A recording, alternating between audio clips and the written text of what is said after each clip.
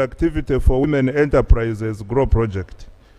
The World Bank approved and disbursed additional funds for generating growth opportunities and productivity for women enterprises project. These funds have to be utilized, or else the grant will be cancelled at the end of this financial year. Madam Speaker, I now come to the supplemental expenditures which are above 3% legal limit that require additional financing, and the total is 463.15 billion, and the particulars are as follows. Uganda shillings, Madam Speaker, Uganda shillings 56.95 billion for LC1, LC2, and Women Council Committee elections countrywide as directed by Cabinet. These funds are required to support the Electoral Commission to fully implement the electoral roadmap as already approved by Cabinet. Number 2, Uganda shillings 29.57 billion for AFCON 2027 preparatory activities. Honorable members, Cabinet directed that we fully fund AFCON 2027, beginning with immediate requirement in this financial year 2025-2026.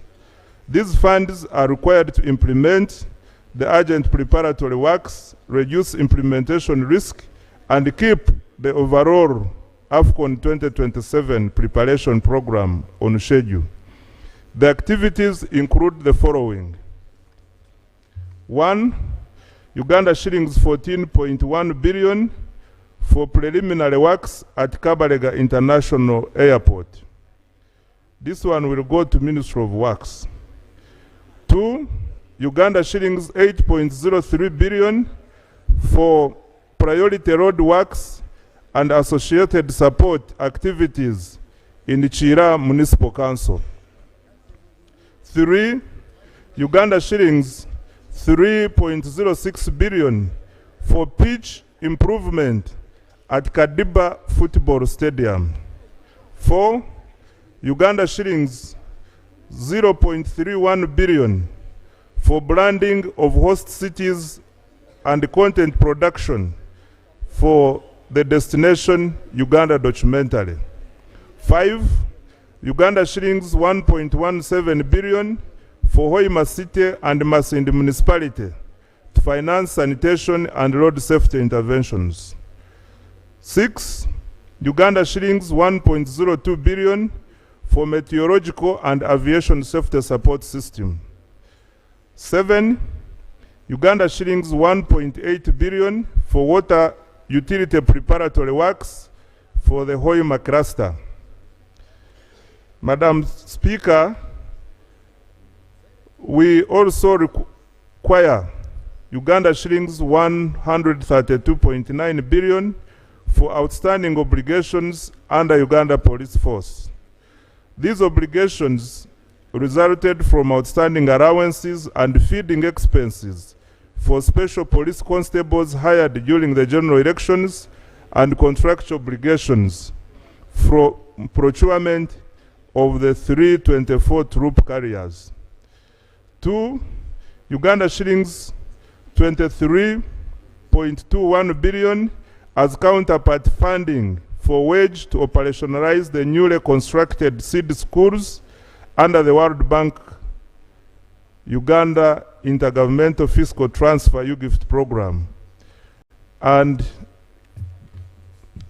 the details are provided in the annex.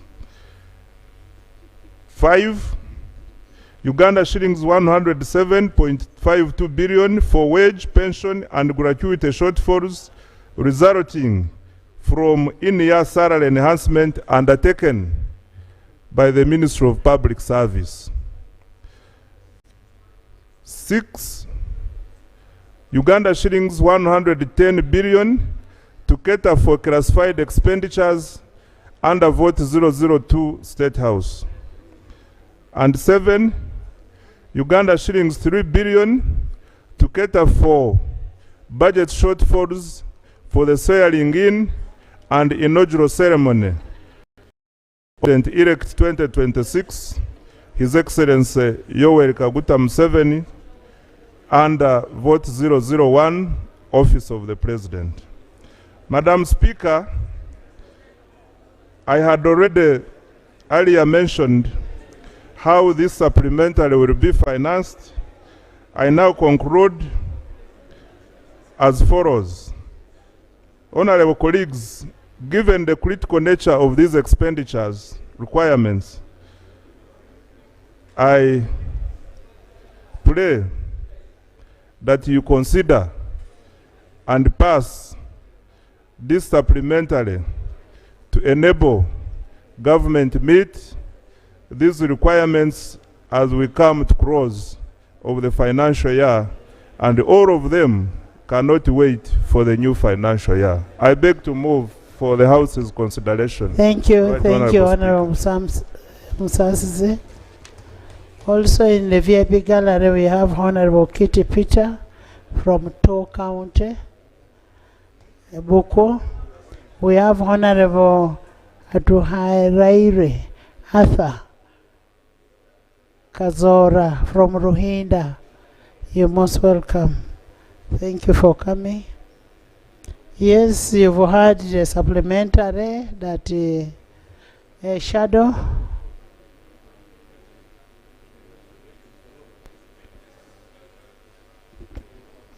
Thank you very much, Honorable Speaker.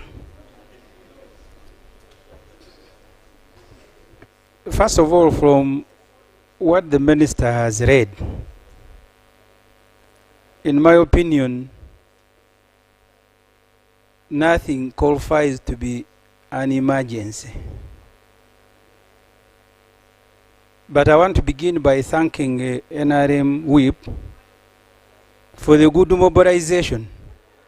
There are colleagues I have not seen for more than a year. I want to thank them.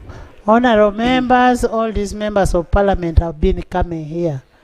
Unless you're telling me you've been half blind.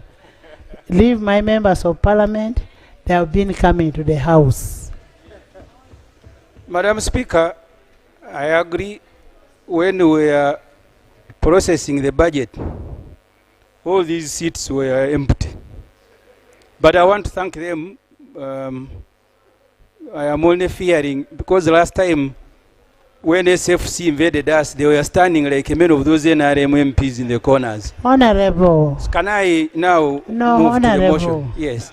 Honorable, I have told you the members of parliament are elected to be in this house.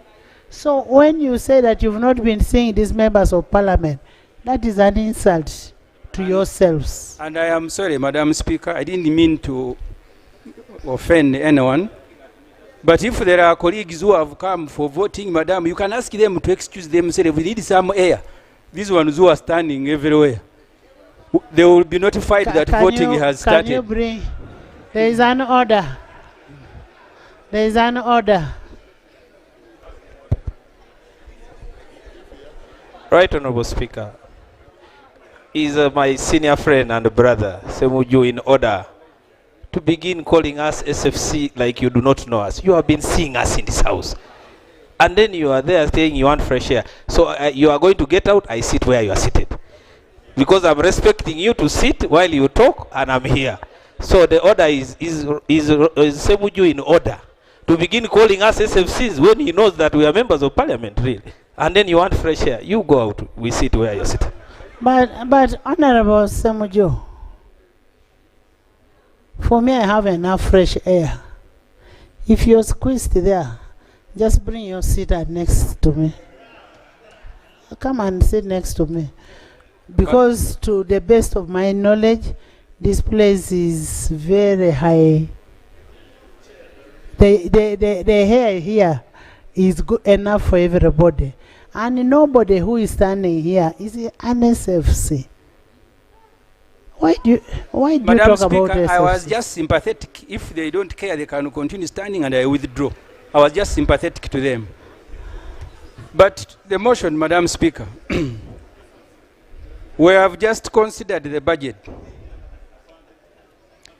In the budget, Madam Speaker, this government did not provide 4 billion for the National Curriculum Development Center to complete the new syllabus, especially for our children in senior 6 who are going to sit for exams. They never had 4 billion in the budget we have just finished.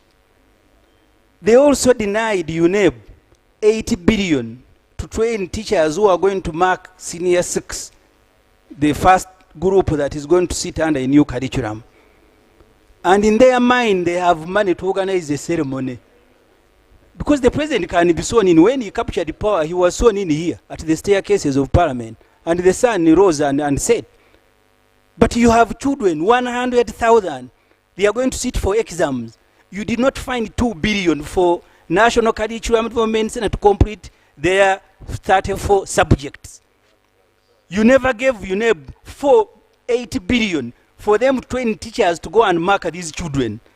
And you have brought here money that we are going to have a ceremony, just eating. I don't know what's wrong with NRM people. So, so that you can deny our children an opportunity to study. And then you bring money here for eating. You should be ashamed of yourself. Right, Honorable Speaker.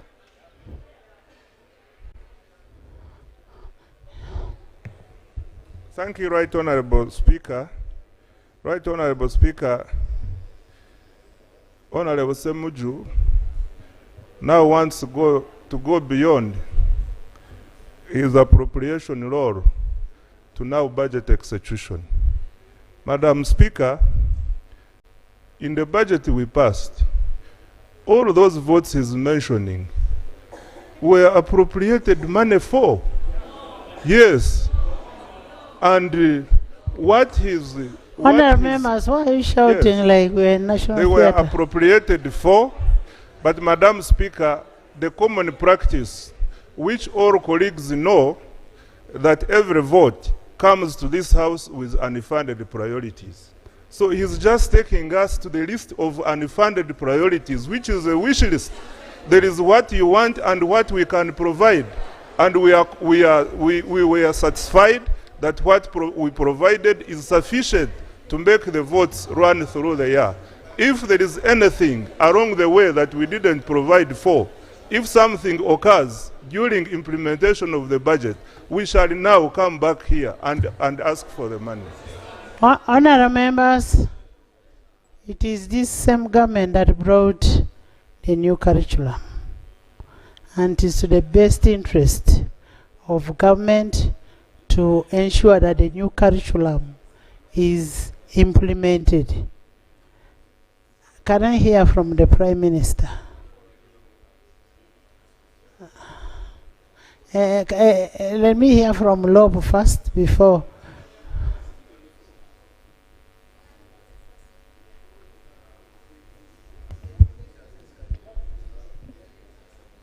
Madam Speaker,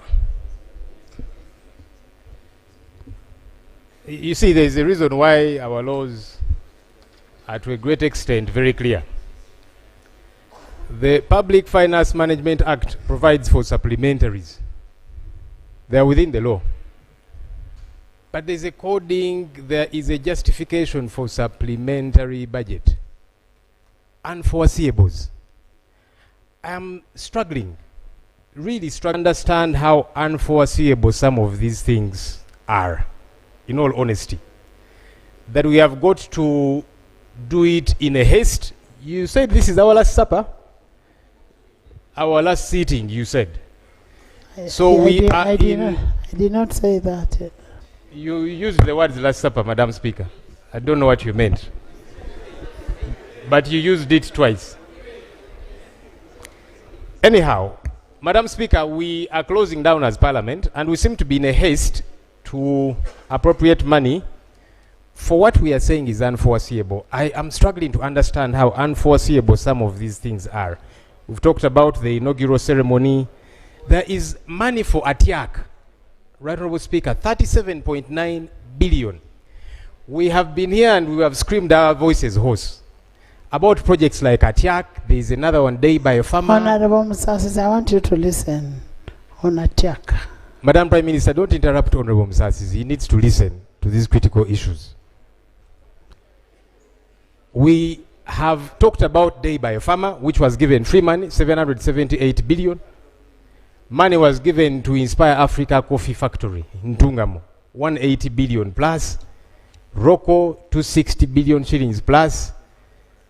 Of course, there's Lubowa Specialized Hospital, which has become a white elephant. We then talked about Atiak Sugar Factory. So far, 668 billion shillings over the years to Atiak Sugar Factory. It's a factory I went to visit with colleagues, and there is no sugar coming out of there for the last couple of years, but every year we keep appropriating money. Now we're even bringing money through a supplementary for Atiak Sugar Factory. Help me understand. Who is this Atiak person that we have got to keep giving them money, billions of shillings on an annual basis, that now it even has to come through a supplementary? That it is unimaginable. Right, Honourable Speaker, to the taxpayers who are watching us, we could be seen as conduits of fraud. Fraud is when you are paid for a service and you don't deliver it. You have given 668 billion shillings so far to Atiak. No sugar is coming out of there, and this is free money. You want to add them money. For what? I don't understand. Thank you. Right, Honourable Speaker, the classified that's indicated here, within the 3% legal limit, 300 billion. Outside the 3%, 110 billion. That's a total of 410 billion shillings. Look, every country will have a classified budget. But you see, your classified budget has got to be tethered to your revenue. You cannot be a heavily indebted poor country and you keep having trillions of classified budget. Now you have a supplementary for classified 410 billion shillings. A few days to the closure of government. What are you going to do in these few days for this classified of 410 billion shillings? Honourable Speaker, yes, our rules can be suspended and all of that, but these things should make sense to the taxpayer. They should make sense. Now, the taxpayer might try and understand you on the hospitals and so on, and hopefully that money will go to the hospitals. Because many times we pass money for some of these things and it is fired. When you read the accountability reports, you see money was transferred from this and taken to something else. So hopefully for the hospital money, it gets to do that. But help the taxpayer to understand this 410 classified budget billion. For a few days, government is closing down. Billions to Atiak Sugar Factory that you've been giving money. Nothing is happening there. I want to understand, Honourable Speaker. I genuinely want to understand from Prime Minister and her team. Help me and the taxpayer whom you're going to squeeze a lot more. You recently passed here more money, higher taxes on fuel and so on. So the taxpayer is paying for these things. Help the taxpayer to understand. Thank you. We are waiting. Thank you.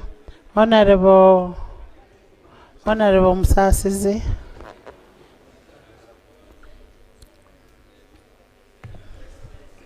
Madam Speaker, I wish to clarify on the issue of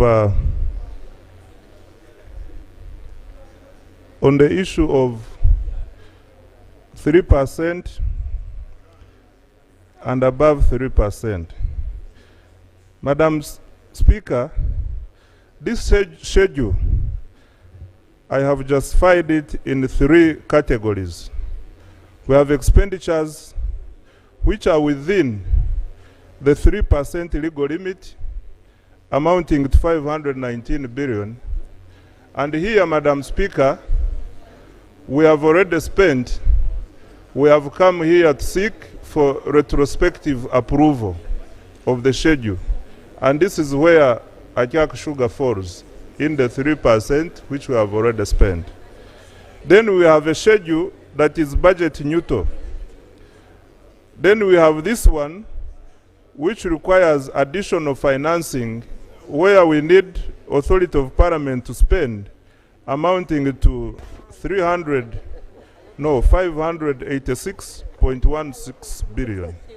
Madam Speaker, in as far as the details of what we are doing, and Achak Sugar is concerned, in the interest of synergy, I want to, with your indulgence, the Ministry of Trade can respond to the specific activities which... Yes, Minister.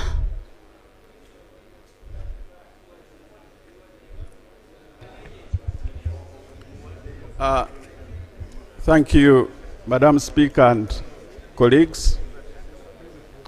As all of you know, Achak Sugar Factory is a project that is supported by government to transform the economy of northern Uganda. Many of you who come from northern Uganda know how important that project will be.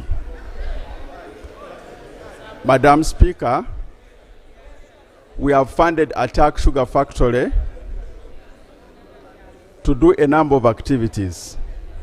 One is irrigation, and Achak Sugar Factory is finishing up the irrigation system to help guard the changing weather so that there is proper production of the sugar cane. As we speak, Madam Speaker, I know members are very much concerned with when will the sugar from Achak Sugar Factory be put on the market. I have good news for you. I have good news for you. Achak Sugar Factory will start producing sugar in the month of September this year.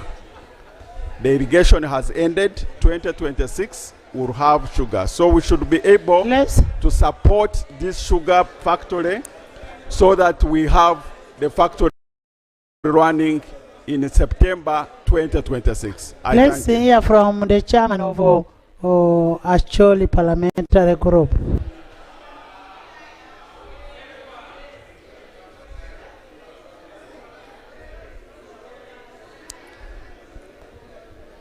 Right, Honorable Speaker. As a matter of truth, the people of Uganda, including myself, has been complaining a lot about Achak Sugar Works.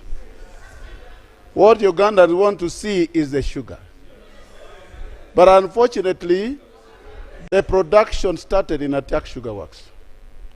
But the sugar cane that was planted got finished within a very short period. And therefore, from that point, Honorable Speaker, can I get protection, please? Members, can you listen to Honorable Akol? Honorable Akol? Right, Honorable Speaker, from that point, production stopped. And what was resumed in the place was that at the time when we got the equipment for working on the garden, there is a lot of plantation that has been taking place, including irrigation. It is fortunate that some people among us here have reached the place. I personally visited Achak.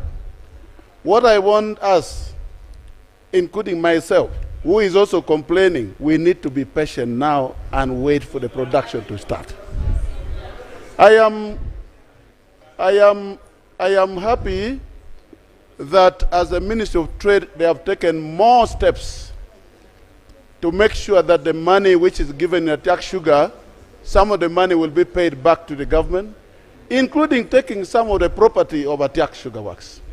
And I must thank the Minister for doing that. Very soon, I think some of the property will become the property of offices of the members of parliament, even here.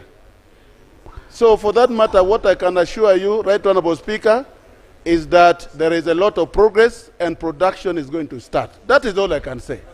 Thank you. There is a procedure from Jonah. Madam Speaker, thank you. I'm raising a point of procedure. The motion by Honorable Fox Odoi was carried in this house to the extent that instead of the minister being referred to the relevant committee, now the committee of the whole house It's debating. is proceeding, not debating, is proceeding to interrogate the minister. And my question, where I require you to guide, at what point do you anticipate members of parliament to ask of the minister documents? At what point, for example, does the minister report to us that a resolution of this house, where you, Madam Speaker, you were presiding, had identified loopholes in corporate governance in Atiak? Government, which is a majority shareholder, has put way more money than what the company should have done. At what point are we going to satisfy ourselves that the figures attached and are being requested of us to approve has been answered by the minister? Even on the LC1 elections and LC2, it is not enough to come and say I need 66 billion for LC1, LC2. We need to see the list of all the villages attached, so that every member here can be sure that in my village I will not go back and they are going to ask me questions why village A is missing from the national list, and even 2. On the issue of the police, there is a figure here, Madam Speaker, of 56 billion. And the request is for reimbursement of police, special police constables. I can tell you, in Lira, and I think in many parts of the country, the special police constables have not been paid for the services they gave. And here the figure is saying reimbursement. Reimbursement presupposes that you had picked money from somewhere and paid them. But they were not paid for the work they offered. So at what point do we satisfy ourselves that actually this ministry had paid? So in terms of procedure, I'm asking you, Madam Speaker. Thank you, Honorable Dur. One, we are at the budgeting processing stage for us to approve this money to go to be approved as a supplementary. On the issues of accountability, we have accountability committees that verify what this man has gone to do. For instance, this goes to Kosase, that has been managed by Honorable Segona. So it is Honorable Segona to tell us in his report that he's going to bring whether the money is being used in a proper way or not. Yes, Lob. Honourable Speaker, I seek your procedural indulgence. We were here a couple of months ago, and I was giving a report to this House about Atiak Sugar Factory, which we give billions, no sugar coming out of there, Day by a Farmer, Inspire Africa Coffee, Rocco, and so on. The response by government was that we have acquired stake in a number of these entities. I then asked, where are the share certificates? Where are the valuation reports? Government conceded that for some of these, valuation had not happened. Honourable Speaker, I remember when money was being passed for Day by a Farmer, 723 billion at the time. We asked government, they said they had not carried out valuation. So we said, what stake are you buying if you don't know the value? You guided, Right Honourable Speaker, and you remember I disagreed with you. You said, let's pass the money. Then, government will hold that money before dispatching it to the entity, to the private company, until they do valuation. And you said they will bring the valuation report here before the money is dispatched. They have never brought that report. And I told you, once we have appropriated that money, we become functus official. The Attorney General of Uganda, the Honorable Chiriowa Chiwanuka Nsumikambi Mugambe, promised on this floor, on the Hansard, that he will come to this House and table share certificates and table valuation reports for these companies. That has never happened. But government keeps coming back for more money. What are we funding? Because when you say we have got stake, we are shareholders as government in each of these companies, where is the evidence? But also, before you acquire stake, you first do valuation. Good business people know that. That before you inject your money in a business to say, I'm buying, let's say 30%, what is that 30% worth? That's when you do valuation, and then you know, I am buying this much stake. These people lied to us because they have never produced those certificates. They've never produced the valuation report. So they told us a lie. Why then do you keep coming back for more money? You don't want to be transparent. Because what we want to know, you are asking us to appropriate money to what? We want that accountability. By the way, it's not even enough, Right Honourable Speaker, that sugar begins to come out of Atiak in September. As sure as day follows night, it's not going to happen. Because every year they keep promising us. But let's even say it comes out. The taxpayer is asking, what is my stake? Forget that sugar will come out of that private entity. What is the stake? Why don't you want to respond to these questions? But you want to keep coming, asking us for more money and all of that. No, we should not proceed this way, Right Honourable Speaker, in my view. Eje. Right Honourable Speaker, I want to thank the leader of opposition for his very loud submission. I'm a first time here. Loud, I heard him clearly. That's what loud means. I am a first time member of parliament like him, and I've since learned how things are brought to parliament. Normally, entities of government, where government has invested, there is an audit act. So we send the Auditor General who reports to parliament on what has been found. I was advised that we don't just drop documents on the floor yes, and I'm telling you, I was advised. So, Right Honourable Speaker and Honourable colleagues, I would want to imagine that all the money that was audited, the Auditor General can give a report on that. He has finished. You're putting order on him. Madam Speaker. He has finished. Madam Speaker, under the Constitution. He finished. No, he gave. He's my good friend. He's my good friend. He finished. And that.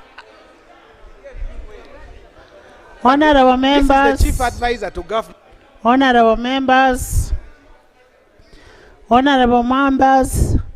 I now put a question that the supplementary expenditure schedule number 5 for financial year 2025-2026 be approved by this House. Those in favour say and the contrary nay. The ayes have it. The Committee of Supply.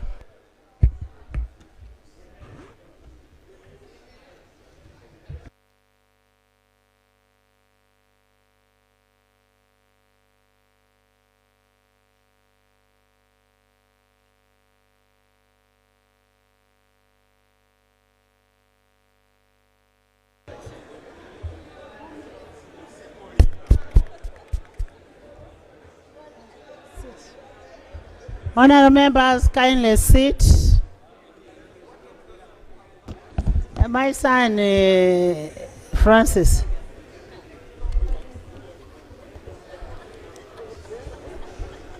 Total recurrent expenditure under supplementary expenditure schedule number 5 for the financial year 2025-2026.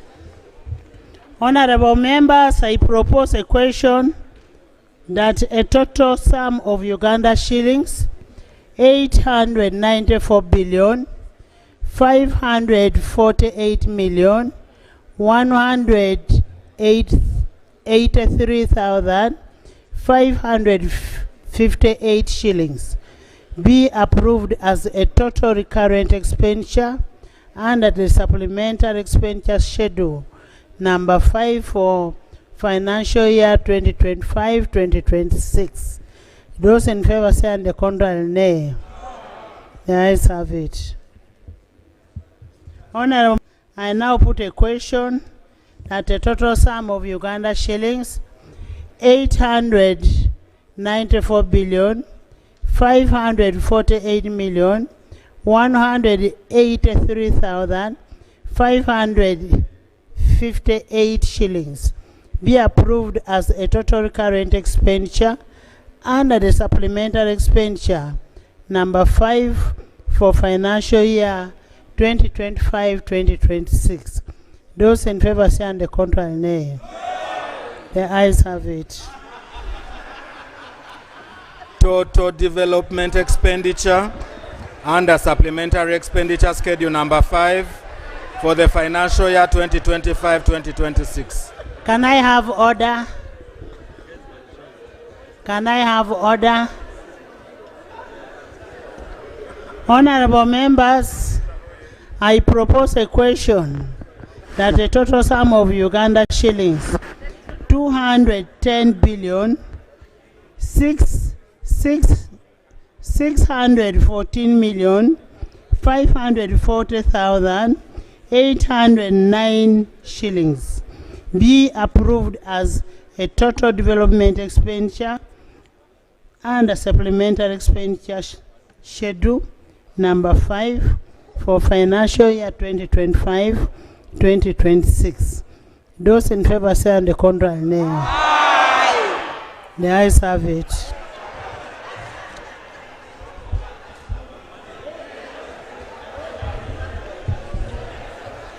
Honorable members,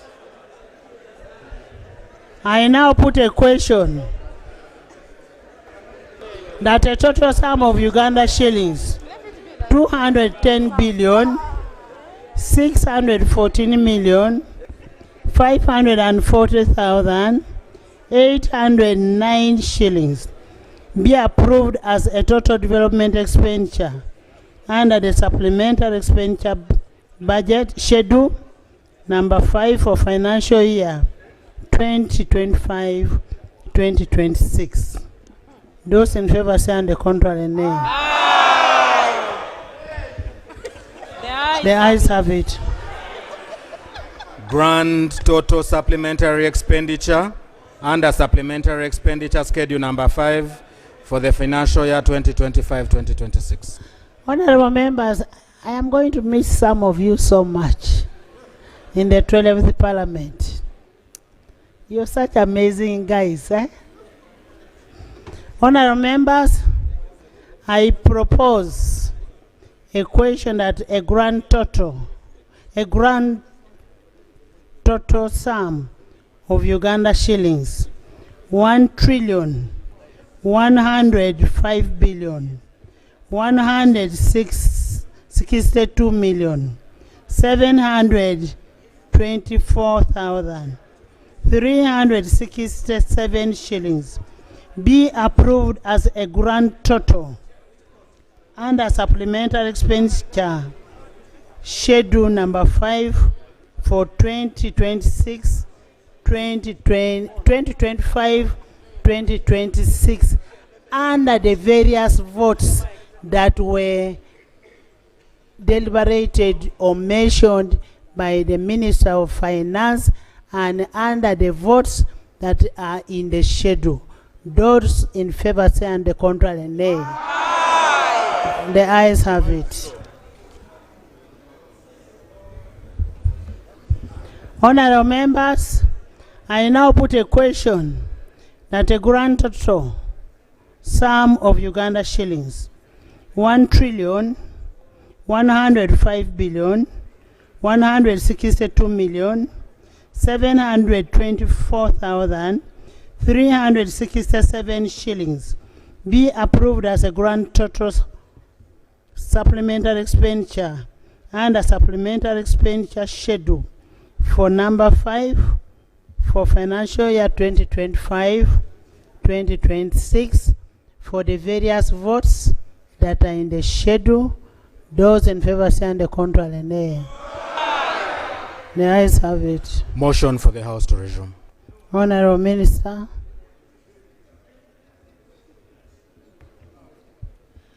Right Honorable Chair, I beg to move a motion for the House to resume and the Committee of Supply reports thereto.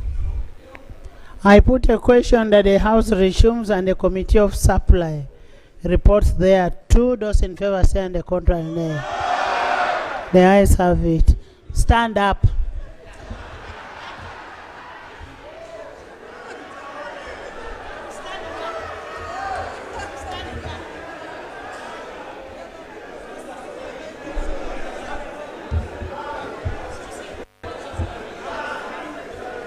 Please sit. Please sit.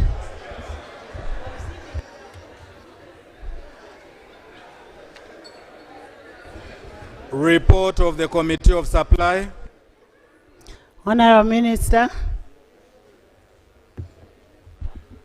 Madam Speaker, and honorable colleagues, I beg to report that the Committee of Supply has considered the supplementary schedule number 5 for financial year 2025-2026 amounting to Uganda shillings 1,162,724,367 shillings and passed it without amendments. Motion for adoption of the report of the Committee of Supply. Honorable Minister. Right Honorable Speaker, I beg to move a motion that the report from the Committee of Supply for schedule number 5 of financial year 2025-2026 be adopted. I put a question that the report of the Committee of Supply be adopted by this House. Those in favor say and the contrary nay. The ayes have it.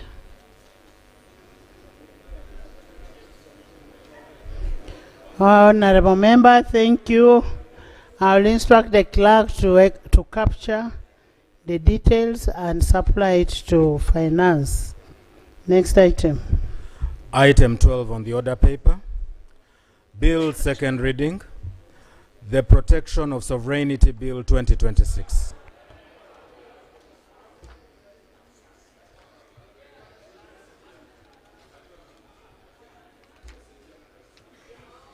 You tell her. You tell her to come.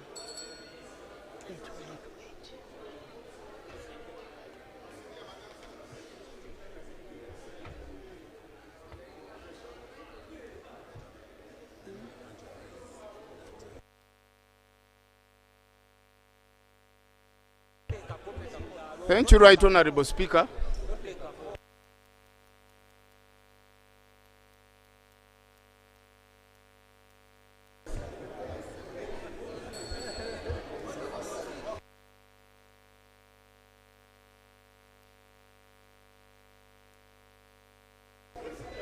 Honorable members, you recall that on Wednesday 15th, 2026, the Minister of Internal Affairs tabled the Protection of Sovereignty Bill 2026 for the first reading.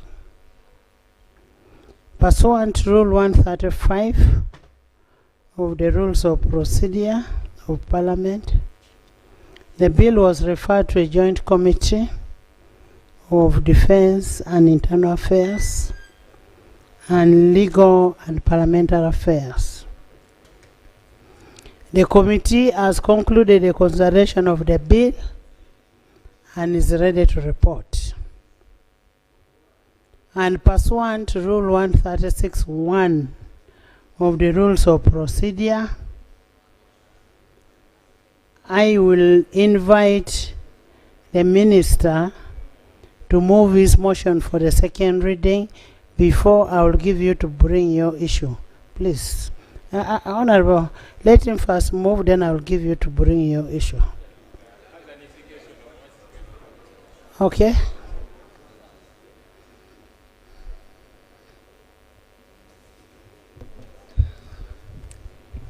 Thank you, Madam Speaker.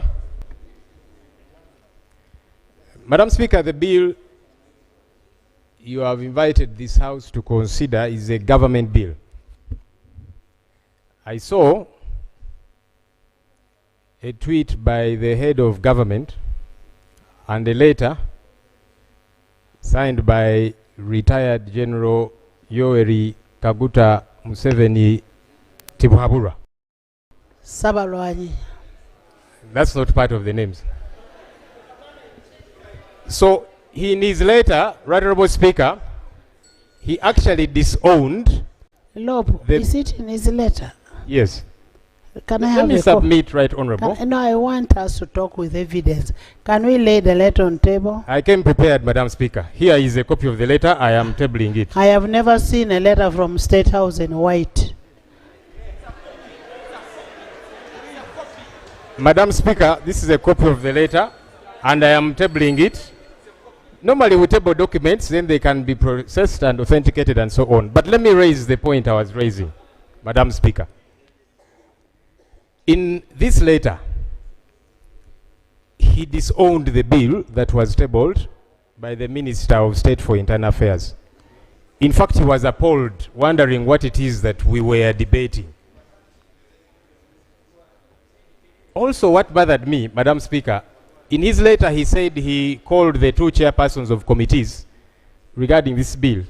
I don't know how procedurally that gets to be correct, that now the executive gets to meddle directly, because it should be you, Madam Speaker, to call chairpersons of committees, guide them and so on. But if they are getting guidance from the executive, it's a problematic issue. Madam Speaker, the Attorney General and the Minister of State for Internal Affairs went back to the Joint Committee and they made amendments to majority of the clauses in the bill. Please note, for those who have been following, amendments to majority of the clauses in the bill. For all intents and purposes, Madam Speaker and colleagues, this was now a new bill. For all intents and purposes. And by the way, there's precedents that have been set by this House, even in the previous Parliament, where... Honourable members, I want you to listen to Lob. Lob is saying after... Let me actually say what I am saying. I'm glad you are protecting me from some noisy colleagues. This becomes a new bill. What I would only ask, did the new bill change the objective of the old bill? You continue. Madam Speaker, and I'm glad you're asking that question, because the entire foundation of the bill was torn apart, and no wonder the initiator... There's a procedure. But I rose procedurally, Madam Speaker. No, I gave procedure cannot counter procedure. No, I gave you space to speak. But I raised... Is yes, an order. An order cannot... Honorable, you've been around for some time. You know that procedure takes precedence. You're going to mislead the new MPs who are coming in the 12th Parliament. They need to know and learn from people. Let me proceed in earnest, Madam Speaker. But Honorable Lob, I want to put this on record that we do not have a new bill. We only have one bill. I am the custodian of the law in Parliament. If the President wanted to make a change in that, in the law, in the bill, the President ought to have informed me. I am not aware of that. It has not come to my attention. I am the one processing the bills here. So if he sent it for public, and if he called the chairpersons, he's one of the Ugandans whom we should consult. Madam Speaker, I'm glad you're saying you were not informed, and that's part of the problem I'm raising. Why was this House not informed? Especially because majority of the clauses were amended. Madam Speaker, please protect me from noisy colleagues. You always tell us that this is not a market. Colleagues, please let the Honorable Lob finish. Let Honorable Lob finish his submission.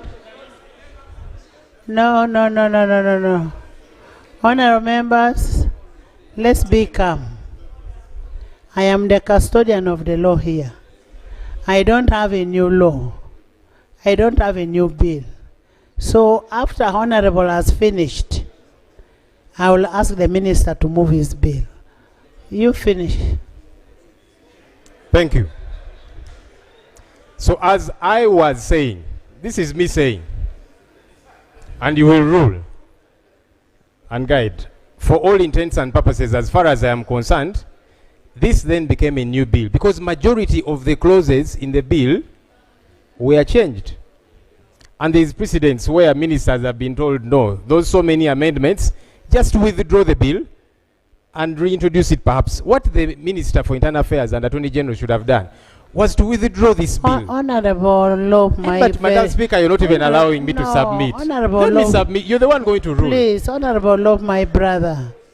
Honorable Lope. Honorable Lope. Honorable Lope. Can I have order? Can I have order?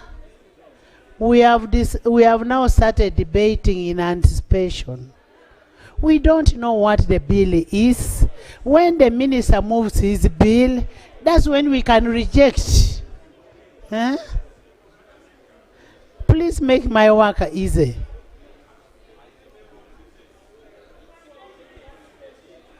No, you leave Honorable Lope to finish.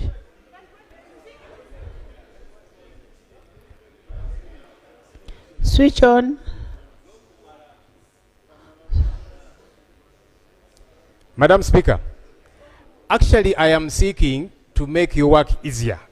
Really, if you capture what it is that I'm saying, because they are moving it for the second time. And for me, what I was saying is you should have been moving to withdraw the bill. That's my opinion. And you're going to give your ruling, Madam Speaker. So no, but they called for reading of the bill for second and third reading.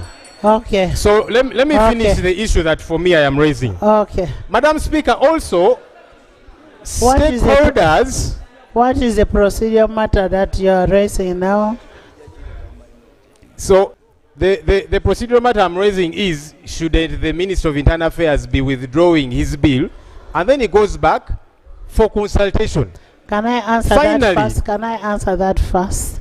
Maybe it will form your second question, that the Minister of Internal Affairs should be moving his motion for the second reading. Because as far as I know, I have not been given another motion. I only have one motion. So you will move your second motion for the second reading. Thank you, Madam Speaker, and I'm glad on record you have said you were not notified of a second one. That's something we are going to interrogate, because like I'm saying, as far as some of us are concerned, it's a second one. Right Honorable Speaker, the committee report to this bill here leaked, and it is in the public domain. It was first shared on our Parliament platforms. Media houses have shared it. It is all over. Honorable Speaker, on 18th of January 2023, you were seated in the chair you're seated in, and I was standing on this very microphone. I was chairperson of COSASE. I rose to present a committee report for COSASE on Uganda Airlines. And you said, Right Honorable Speaker, I want to quote you verbatim what was on the Hansard. You said, there was a leakage of the Uganda Airlines report.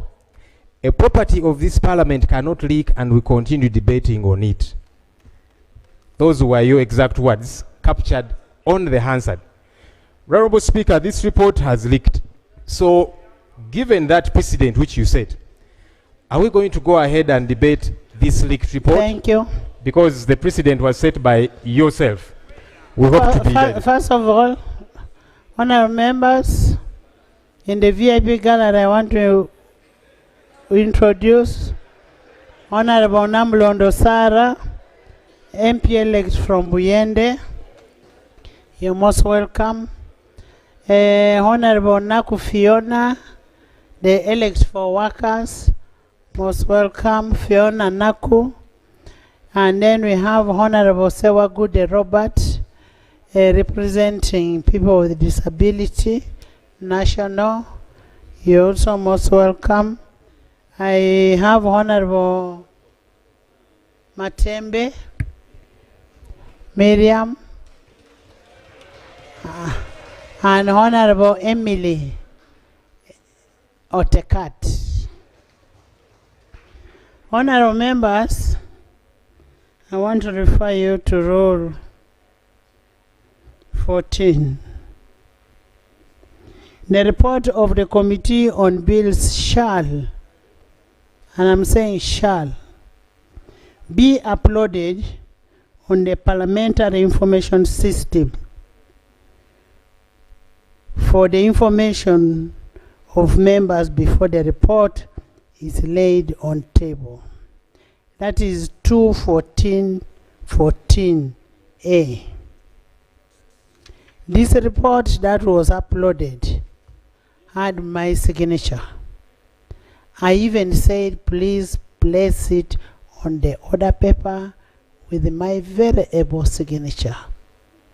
The report of airlines that got out did not have my signature. I am the only one who can sanction a document to be uploaded, which I did, so the report was not leaked out. Can you move your motion?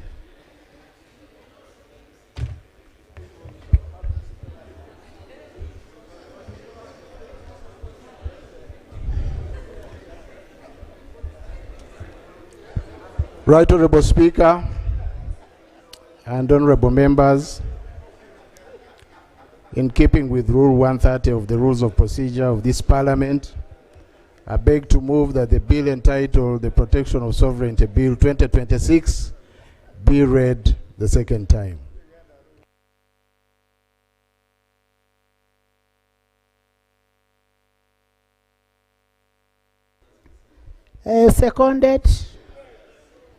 Seconded by the Vice President of Republic of Uganda, Honorable Jessica Alupo, retired. Honorable Prime Minister, Honorable Nabanja Robina, Honorable Second Hajat, third Government Chief Whip, Minister of Defense, Minister of the Security, Minister of ICT, Minister of Finance, Minister of Works, Minister of Sports, and the Hollow House on this side.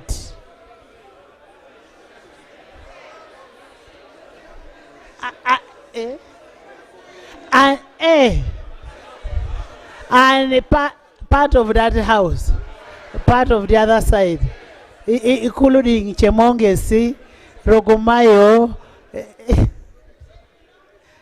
Thank you. Would you want to speak to your motion? Right Honorable Speaker and honorable members, can I first have a justification before you bring the procedure? Right Honorable Speaker and honorable members, the object of this bill is that the country faces a number of challenges which threaten our ability to self-govern in the absence of a sovereignty-specific law which this law seeks to address. And these include preventing undue external influence, regulating foreign funding, safeguarding national security, filling legal gaps, and managing digital misinformation. I beg to move, Right Honorable Speaker. Thank you. Honorable members, I want to provide some guidance in this. Honorable members, the chairpersons of the committees have prepared the report, and I wish to guide as follows. From the time the bill was tabled for the first reading, there has been a very remarkable public interest in it. A review of the committee report reveals that more than 60 witnesses were accorded opportunity to present their views on the bill, including persons and institutions. These answers and questions on whether there was sufficient public consultation or not, I commend the committee for upholding our cardinal principle of public participation.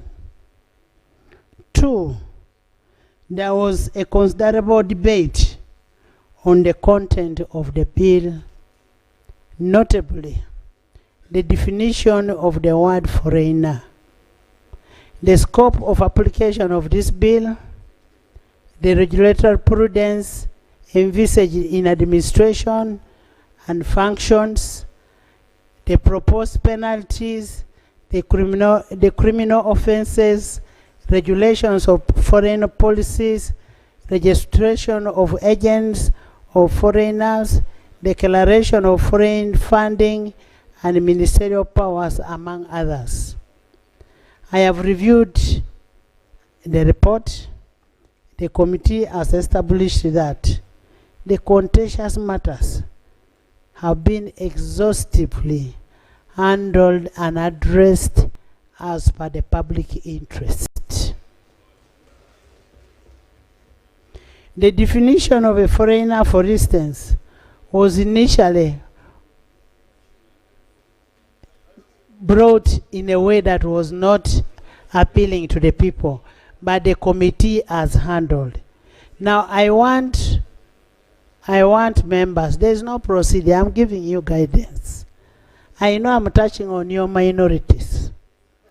Honorable members, I am giving 30 minutes for the major report to be presented, and I am saying 30 minutes.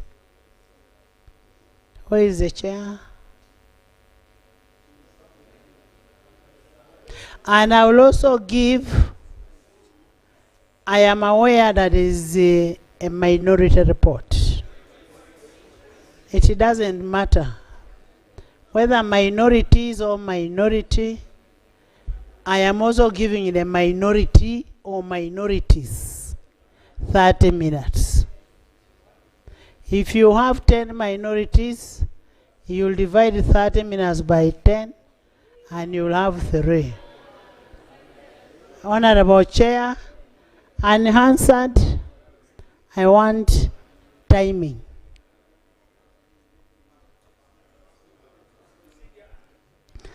Let him read his report. Then you will bring process. I don't want you to waste his time. Tebandeke, I know you want to exercise your law that you're learning now. You first wait. First wait. First wait. First wait. I have given you 30 minutes. Thank you. Right Honorable Speaker. Right Honorable Speaker, for the record, my name is Wilson Kajwenje, Member of Parliament, Nyabushozi constituency, and Chairperson of Defense and Internal Affairs Committee.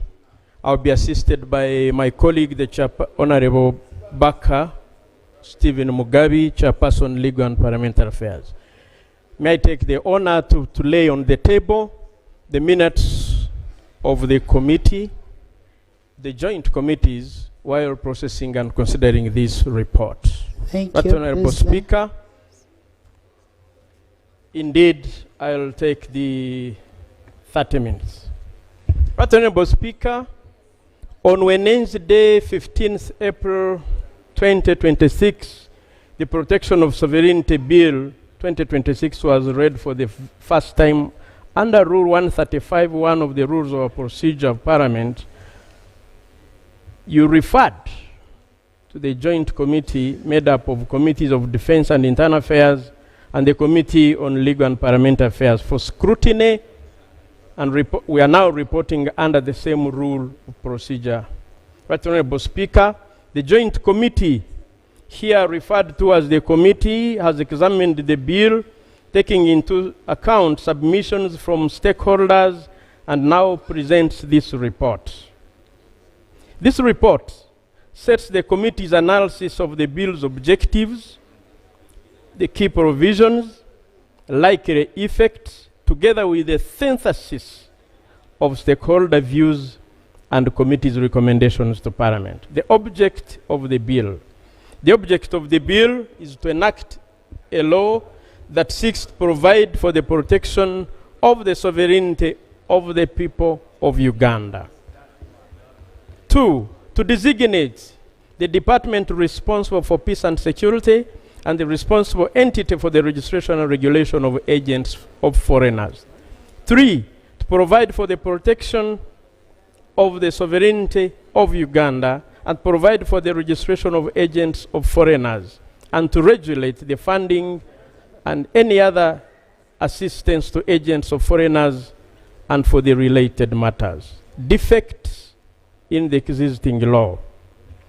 The bill identifies principal defect in the existing law framework, legal framework, as the absence of a specific law operationalizing the protection of Uganda's sovereignty, which has allowed continued external interference in the government policies and programs. In particular, it points out the increasing influence of foreign actors and their agents in shaping policy and development priorities, often through conditional grant, conditional funding, and parallel programs that conflict with the national objectives.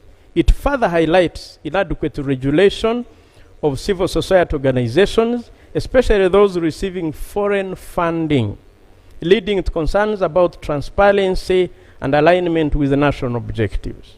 Additionally, the bill notes the growing use of digital platforms by foreign actors to spread misinformation and incite social discord, collectively undermining Uganda's ability to self-govern independently and safeguard its political, economic, and social stability.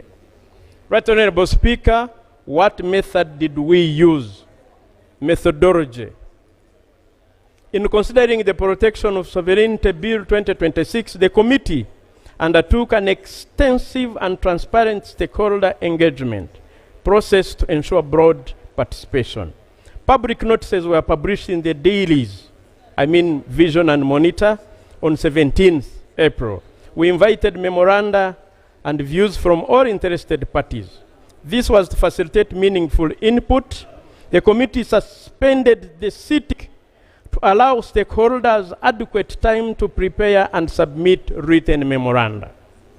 Upon resumption on 24th of April, Right Honorable Speaker and Honorable colleagues, stakeholders who had expressed interest were accorded opportunity to present their views. The committee engaged them directly, seeking clarifications where necessary. In total, and this is unprecedented, Right Honorable Speaker and Honorable colleagues, in total,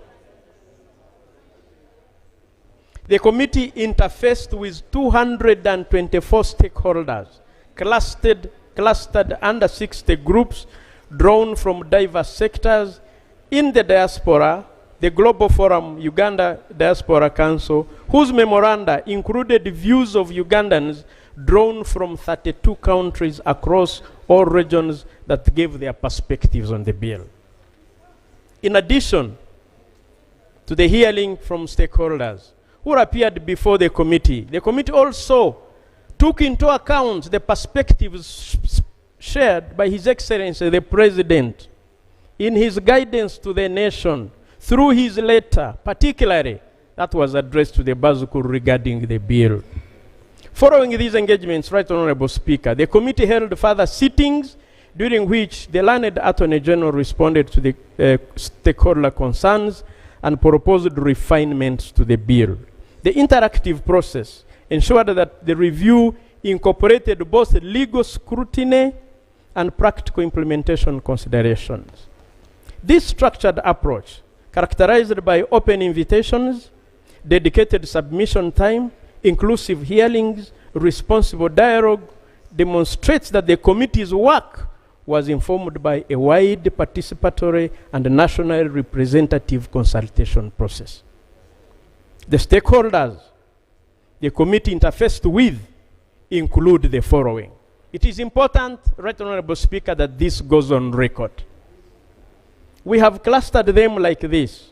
We had stakeholders under government and public institutions. These are actors with statutory mandates that include Bank of Uganda, Financial Intelligence Authority, National Planning Authority, Uganda Human Rights Commission, the parliamentary committees.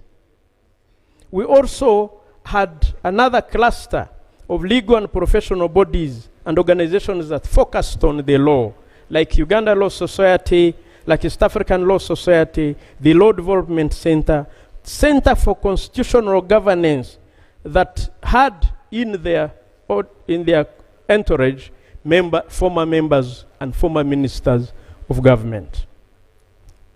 Independent legal and legal practitioners who forwarded multiple submissions.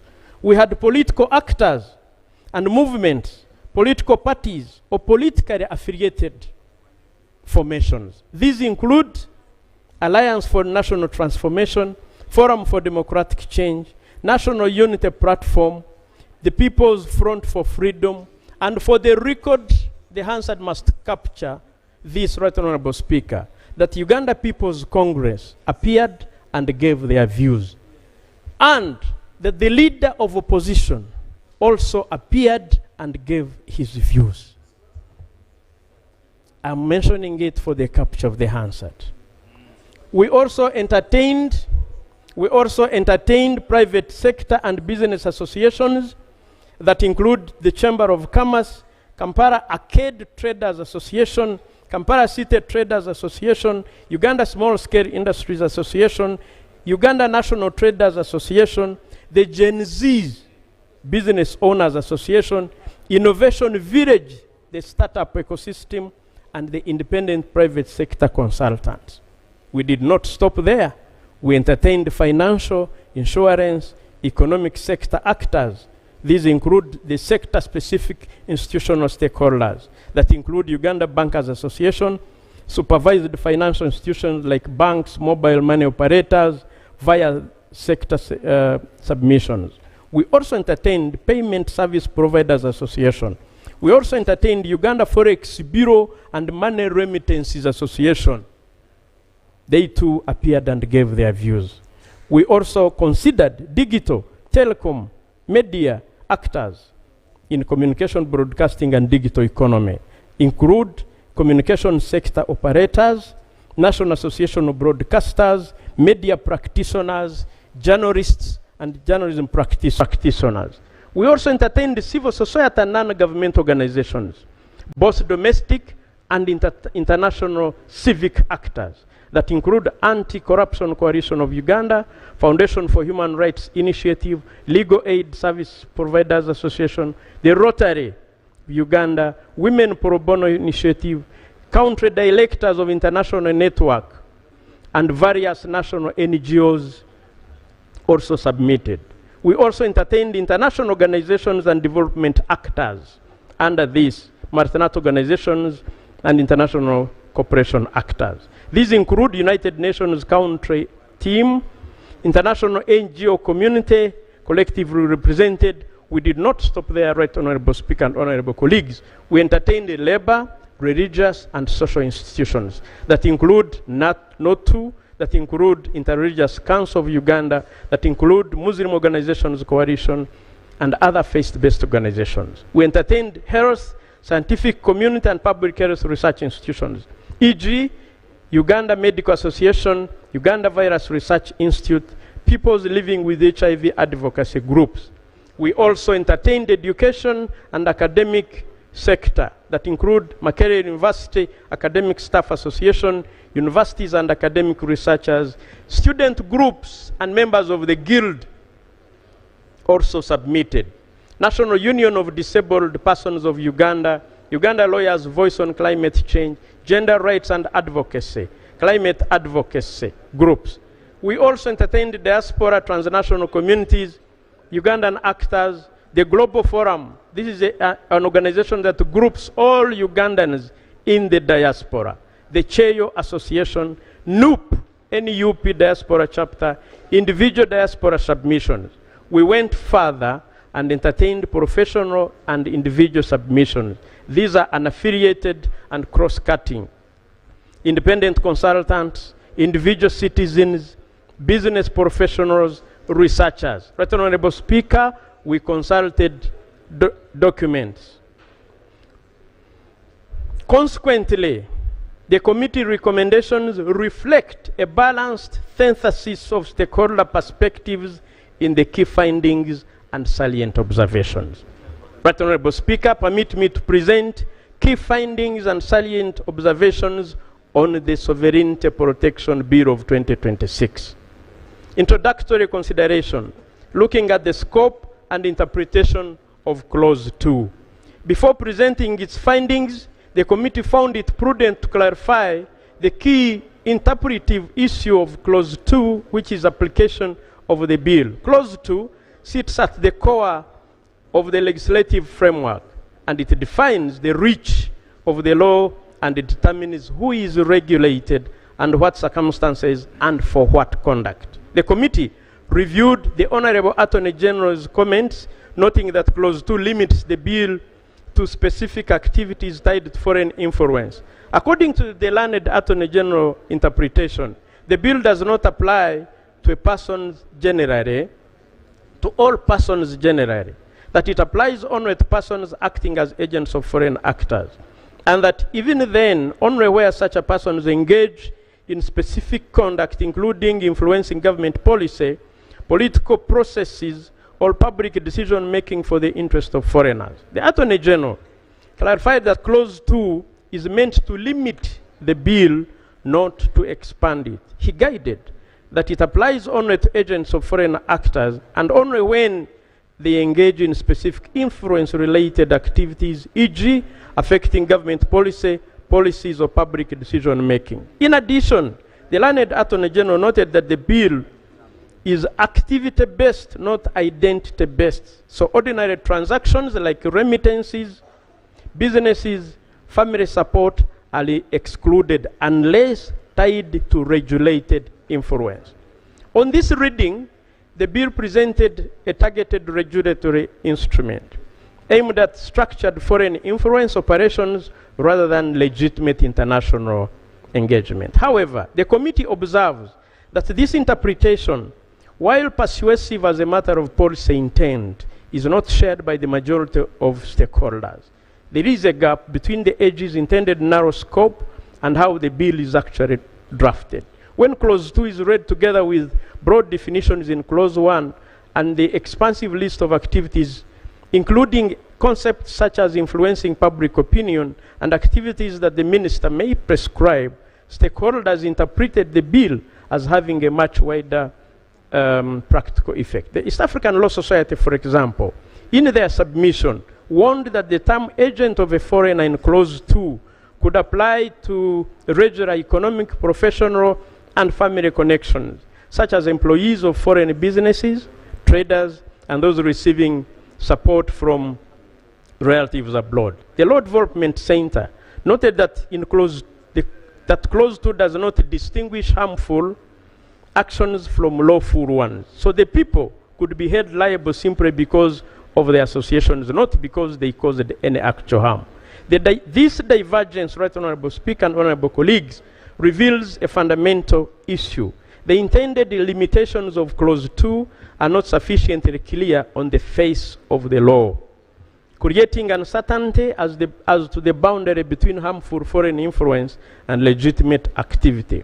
While the Attorney General maintains that Clause 2 limits application to specific regulated activities, stakeholders consistently note that this limitation is not clearly reflected in drafting. Therefore, the committee found that the line between harmful foreign interference and legitimate activities is unclear. Clause 2 is meant as a safeguard, but not effectively to limit the bill. This gap policy and the law shapes all the committee's subsequent findings. 5.2, understanding sovereignty. We looked at what the 1995 Constitution says versus what the bill proposes. Sovereignty under the 1995 Constitution as amended. This committee discussed sovereignty referencing the Constitution of the Republic of Uganda, herein refers to as the Constitution. The committee found that the 95 Constitution determines the sovereignty, that sovereignty belongs to the people of Uganda and not government. Specifically, Article 1, which states that all power belongs to the people who shall exercise their sovereignty in accordance with the Constitution. Article 1.2 adds that without limiting the effect of Clause 1 of this article, All authority in the state emanates from the people of Uganda, and the people shall be governed through their will and consent. These provisions establish that the people are the original source of political authority, while government merely exercises power as a trustee on their behalf. This position is reinforced by the preamble, which recognizes that the Constitution was adopted by the people in the exercise of their sovereign and inalienable right. Accordingly, the committee concludes that the state does not own sovereignty, but holds and exercises it in trust for the people. Sovereignty is actively exercised through democratic processes such as elections and referenda, Article 1.4, and safeguarded through the duty imposed on the citizens under Article 3 to defend the Constitution. So then we looked at sovereignty in the protection of the Sovereignty Bill 2026. The committee further notes that sovereignty has two dimensions: a popular one, where power ultimately rests with the people, and security dimension, where the state exercises authority to safeguard national interest. We looked at a leading jurist, Justice Oliver Wendell Holmes, Jr., 1841-1932, a renowned American jurist who served as a Supreme Court judge, who described sovereignty in similar terms. Justice Wendell Holmes perceives sovereignty as the ultimate practical power of the state to govern and maintain order grounded in the historic and social necessity for societal existence and survival. The state action is therefore legitimate only when it maintains grounded in popular sovereignty. Guided by this understanding, Honorable Speaker and Honorable colleagues, the committee observed that the bill introduces a strong emphasis on shielding Uganda from foreign influence and expands the state's regulatory powers over political and civic activity. Summarily, the bill aims to protect the sovereignty of the people, prevent foreign interference on governance, and the key features include restricting activities that promote foreign interests, which can be gotten from Clause 5, restricting non-state actors from performing government functions, which is Clause 6, criminalizing interference in elections and government operations, which is Clause 1 to 13, and regulating foreign funding and civil society activities, and restricting interference. Is it 1 or 11 to 13? 11, I beg your pardon. 11 to 13. Restricting interference of government policy. The committee, therefore, found that the Constitution grants ultimate authority to the people, with the government acting as a trustee. The Protection of Sovereignty Bill 2026 regards the state as primary guardian of sovereignty and adopts a cautious approach to foreign-linked actors. Whereas the Constitution vests sovereignty in the people of Uganda, the bill focuses on the protection of sovereignty through state action, reframing sovereignty in the security terms and promoting stricter regulation of foreign influence. We looked at broad definitions and the scope. The committee found that the bill definition of foreigner and the agent of a foreigner are overly broad. And as defined in the bill, it wrongly includes Ugandans living abroad. It wrongly includes students.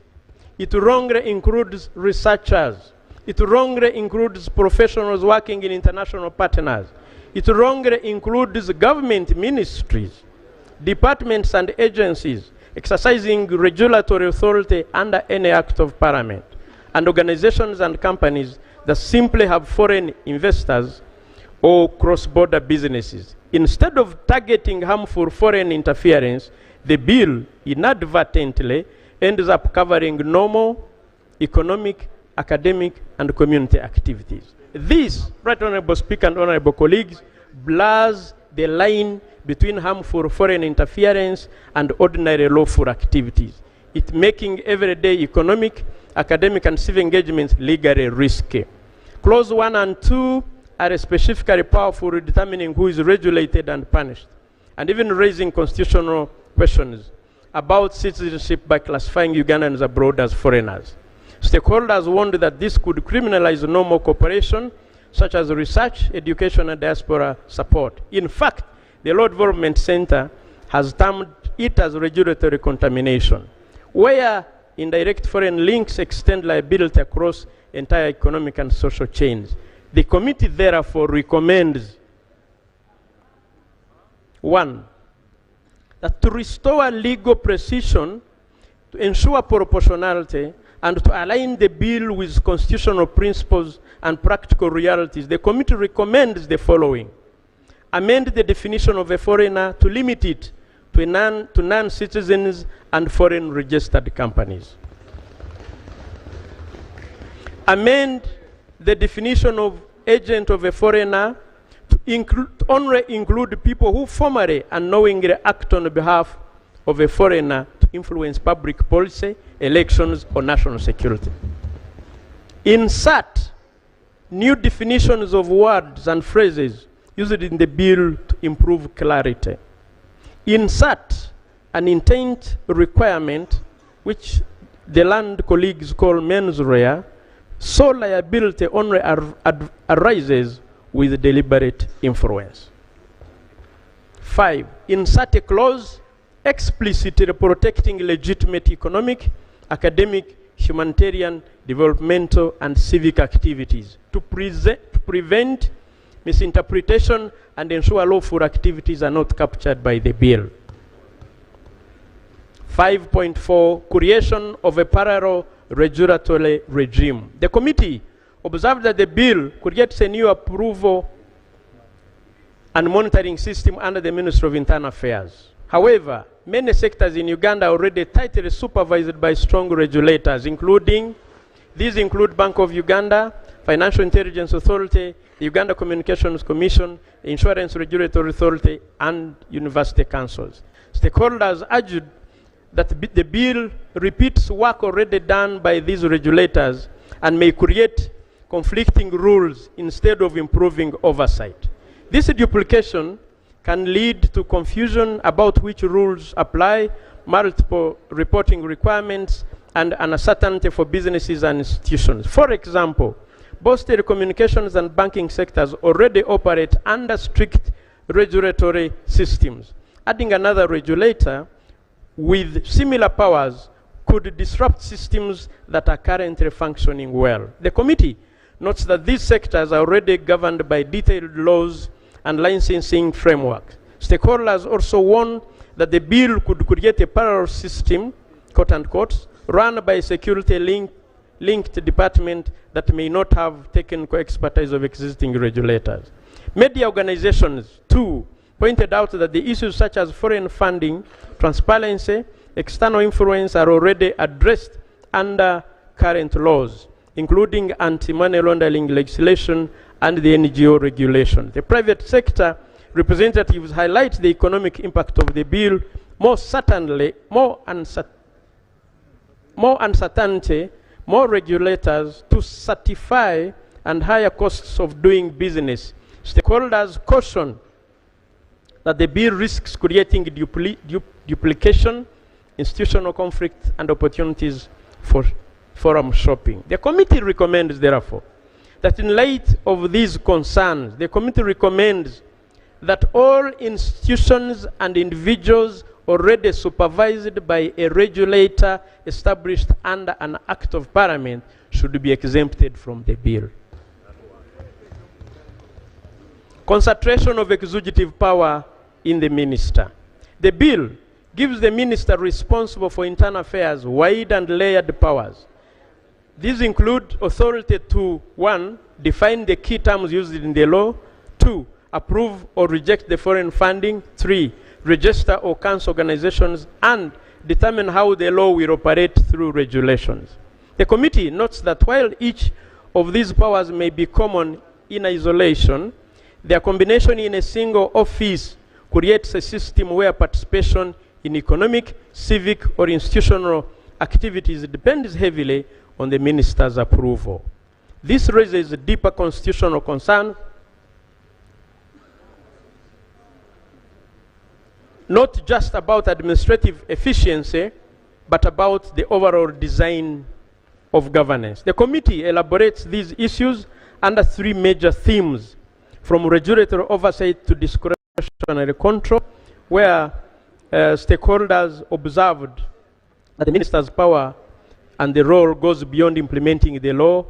The minister effectively controls access to the law itself, and the minister can decide who falls under the law, who controls access to funding, grant or withdraw legal status, and shape how the law functions in practice. This, we noted, it risks turning the framework into permission-based system where individuals and organizations must seek approval to operate instead of following clear, predictable rules. It also has constitutional implications.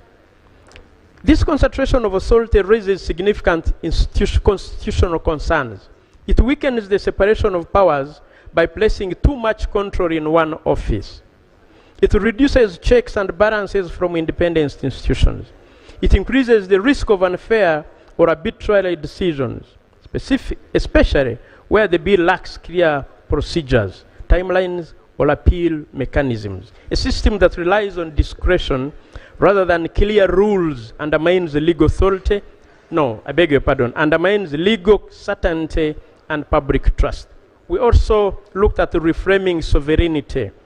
The committee notes that many legal and governance submissions view this more than an administrative matter. They see it as a shift in how sovereignty is exercised.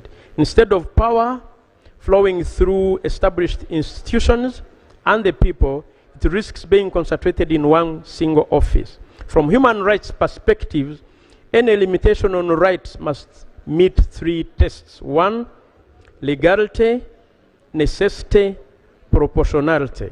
The bill does not clearly demonstrate how these standards are satisfied. We therefore recommend, the committee recommends that to preserve the bill's objective,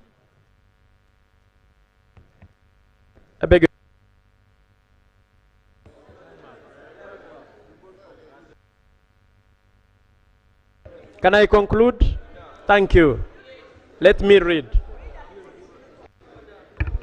Thank you, Right Honorable Speaker. How many minutes do you want to conclude? Yeah. I need 5 minutes and I conclude. 5 minutes. I'll add the other side also 5. Okay. The committee recommendations.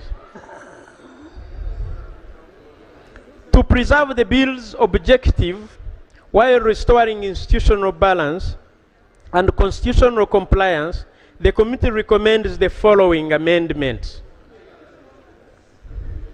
1, limit the application of the bill to honorary agents of a foreigner. Exclude the application of the bill to Ugandan citizens residing outside Uganda. Remove the power of the minister to declare any person a foreigner. Remove the restriction on recruitment and employment of a person who are abroad from disruptive activities. Provide for the elements of an offense. Avoid unnecessary bureaucracy in the implementation of the policy. Replace ministerial approvals with the declaration of funds to the relevant regulator. We looked at disruption of financial and economic systems. We also have recommendations. On that one, to safeguard national interests without disrupting financial systems, the committee recommends shifting from broad approval-based controls to a targeted risk-based approach by 1, protect everyday financial flows by exempting personal remittances, routine banking transactions, and legitimate business financing. Replace blanket approvals with disclosure requirements, reserving prior approval only for high-risk activities such as funding linked to political influence. adopting a flexible risk-based declaration system developed with financial regulators and aligned with existing anti-money laundering frameworks. We looked at the vagueness and criminalization of risks. Right Honorable Speaker, we recommend that we align the bill with constitutional requirements of legality and certainty. The committee recommends the following amendments under vagueness and criminalization risks. The committee recommends clearly define all criminal offenses, specifying prohibited conduct and the required intent and the harm addressed. Reduce the penalty of 20 years to 10 years and a fine in the case of legal entity for 200,000 currency points to 1,000 currency points. Limit offenses to conduct that poses a real and a demonstrable threat to national interests, avoiding broad terms that may capture lawful activities. Include measurable thresholds or criteria such as scale or impact to guide enforcement and reduce subjective judgment. Insert a saving clause to protect legitimate activities such as business operations, research, journalism, advocacy, and civic engagement. Introduce procedural safeguards, including enforcement guidelines, written reasons for decisions, and access to administrative or judicial review. We looked at the impact on academia, health, and innovation systems. And we recommend that the academic institutions, research bodies, health and medical facilities legally operating in Uganda be exempted from the bill. We examined the certificate of financial implications because this is a requirement of Public Finance Management Act. We looked at the cost. Right Honorable Speaker, we interrogated it. Actually, the details are there. We concluded that, therefore, since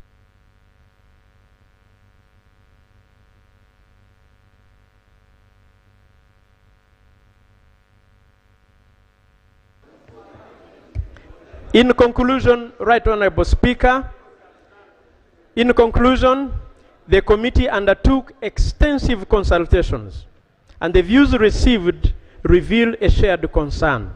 Across all submissions, there is broad agreement on 4 key points. The bill's objective is legitimate, but the definitions and applications are overly broad. The regulatory approach duplicates existing legal institutional frameworks. Excess power is concentrated in the minister, and the bill's impact could extend across the entire economy. In response to the above and the concerns, we interacted with the learned Attorney General again. And now we conclude that the committee, therefore, recommends that the bill proceed to second reading subject to proposed amendments attached thereto and any further improvements this August House may consider appropriate. Honorable. Right Honorable Speaker. I want this part where you interacted with the Governor of Bank of Uganda. Read. Okay. In response to the concerns, the Attorney General proposed the areas for review which were supported by the Bank of Uganda. The committee has carefully considered these proposals. We have also incorporated these amendments where applicable in the bill. I want to report that yes, we interacted with the Governor Bank of Uganda actually twice. After we had gotten proposals, we flashed to to him, and the governor, Bank of Uganda, also agreed with the committee and sent us more amendments, which we incorporated. Thank you. I need to report. Thank you. I need to report, however, that this majority report that was signed by more than 3/4 membership also has minority reports. In fact, because it's my duty as the reader of the majority report to report the House that we have 5 minority reports. 5 minority reports. Are they 5? I beg to report, Right you. Honorable Speaker. Thank you. Can I have now the minority report? Thank you. Thank you. Thank you. Right Honorable Speaker, I present this minority report, and we have agreed with our colleagues who also dissented that this will be the order of presentation. I will present first, followed by Honorable Wilfred Niwagaba, to be followed by Honorable Gilbert Olanya, to be followed by Honorable Abdallah Kiwanuka, to be followed by Honorable Betty Namboze, and lastly, the Honorable Medad Segona Lubega. And we have And the rules of the time still apply. Before I begin to present, if you may allow, I can address you on that. When a member of a committee dissents singularly, the weight of the report demands that we be accorded the same time frame, Madam Speaker. Which rule is that? Which rule is that? Under Rule 215, Sub-Rule 3, it says that a member dissenting or members. And the reasons are in this report, Madam Speaker, you'll see. If I may address you briefly, in the committee... I am giving you 35 minutes. This is all of you. Honourable members, before we continue, we have Honourable Tim Bernard from Maruzi. Welcome, Honourable Tim. And then Honourable Tibiase Peace from Jinja. Welcome. And here, join me in welcoming our new members. Yes. This is a minority report, Madam Speaker, in substantial dissent of the majority report of the Committee of Defense and Internal Affairs. Honourable members, can we listen to the report? And the Committee on Legal and Parliamentary Affairs on the Protection of Sovereignty Bill 2026. This minority report is brought under Rule 215 of our Rules of Procedure of Parliament. In the opening remarks, Madam Speaker, it is critical that today, when a draconian bill is presented to this Parliament for enactment into law, the minority is persuaded by some of the most memorable speeches in the political history of Uganda. Honorable members of Parliament, please pay attention to the contents of this speech attributed to President Yoweri Kaguta Museveni in the early 1990s. This is what he said. I open the quote. Depending on the nature of the state, in a given society, law can be an instrument of oppression and exploitation, or of social justice and progress. Law is not synonymous with justice. It is not always synonymous with justice. It can be, but it may not be. What is legal is not necessarily what is just. Law can be used by the strong against the weak, by the rich against the poor, by the minority against the majority. Historically, law has been used by the oppressor against the oppressed. During the slave trade period, enslaved people were owned and disposed of like chattels, and it was perfectly legal to own a slave. The NRM government is strongly opposed to having laws on our statute books which serve the interest of the minority against the majority of the people, or in which any way promote to serve the injustice or advance backward interest in our society. We close the quote. The minority shall, where necessary, refer to the speech above for the purpose of reminding ourselves as legislators and fellow Ugandans. And 4,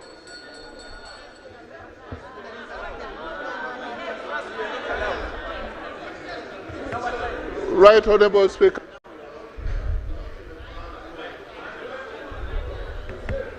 But we want to benefit from the citation. When you're citing, you're quoting somebody, you've stated the date, you could also tell us where that speech was You made. can find the source.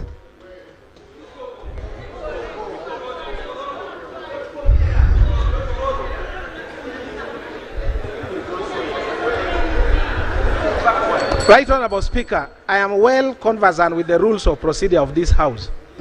That's why I've confined myself to this report. I will be available to clarify if necessary. Members can listen, I will respond to you. Thank you.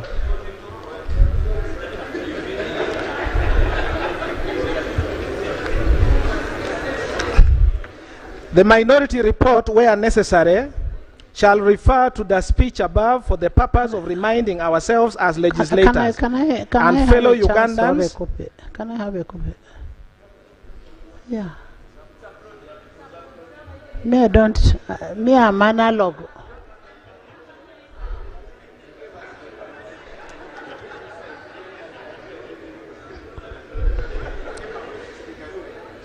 And fellow Ugandans, for we have come from the far, we have come, and the apparent U-turns and reversals that are being made for whatever reasons being advanced, which reasons have no place in shaping the sovereignty of the people of Uganda. Areas of dissent and statement of reasons for dissent. Area 3.1, violations of the rules of procedure of Parliament. Madam Speaker, during the consideration of the Protection of Sovereignty Bill 2026, the co-chairpersons violated several provisions of the rules of procedure of Parliament of Uganda.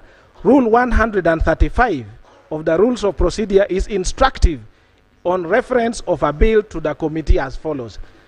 Sub-rule 1, whenever the bill is read for the first time in the House, the bill shall be referred to the appropriate committee appointed under these rules. Sub-rule 2, the committee shall examine the bill in detail and make all such inquiries in relation to the bill as the committee considers expedient or necessary, and report to the House within 45 days from the date the bill is referred.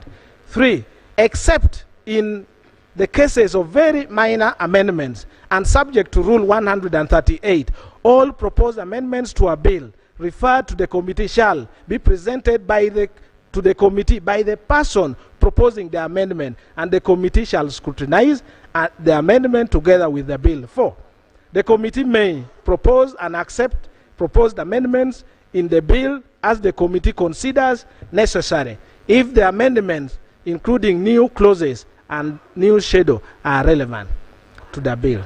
The minority observes that the committee violated sub-rules 2 and 3 in as far as it did not examine the bill in detail and further did not make all such inquiries in relation to the bill. In the view of the minority, the decision of the committee through a vote on a motion by Honorable Fox, Odoi, Oyelowo for an omnibus adoption all clauses of the bill and the amendment by the learned Attorney General without examination and inquiry violated Rule 135.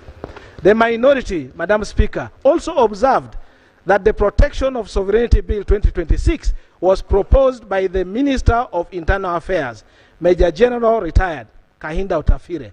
Sub-Rule 3 restricts the latitude to propose substantial amendment to only the mover of the bill, which is the Minister of Internal Affairs.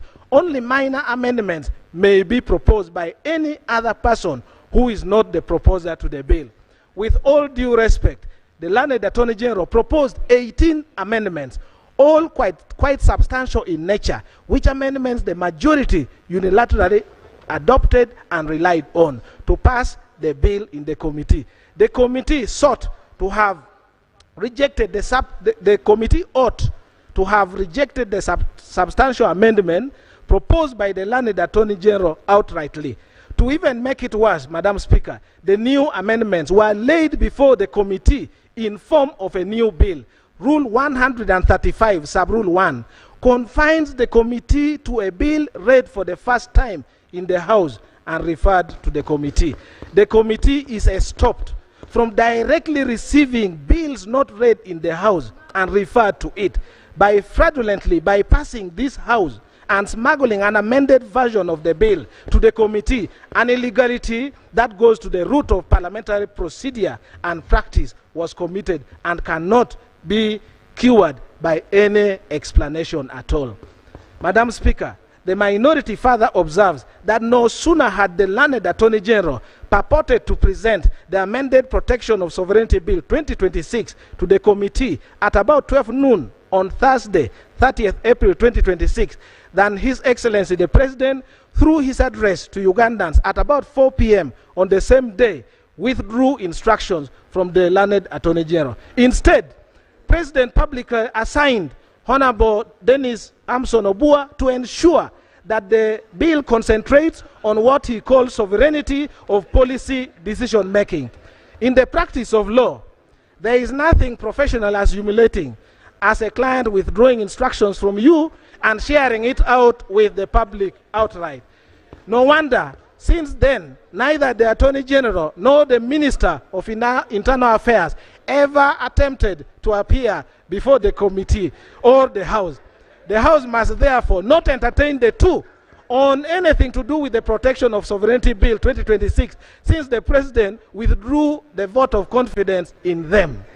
The minority, Madam Speaker, formed the view that Honorable Obua Hamson, having been given fresh instructions as per the written expression of the President, ought to have immediately sought audience with the committee to present the instructions given to him. Was it an instruction to withdraw the bill, or was it, what was it?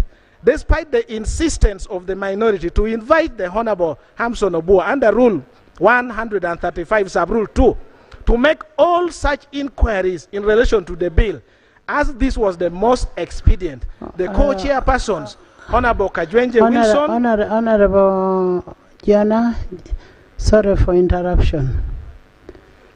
My presumption is that when you bring a minority, you bring your points of departure, not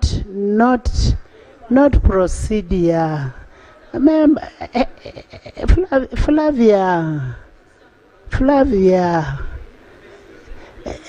points of departure, not a debate on the procedural ways.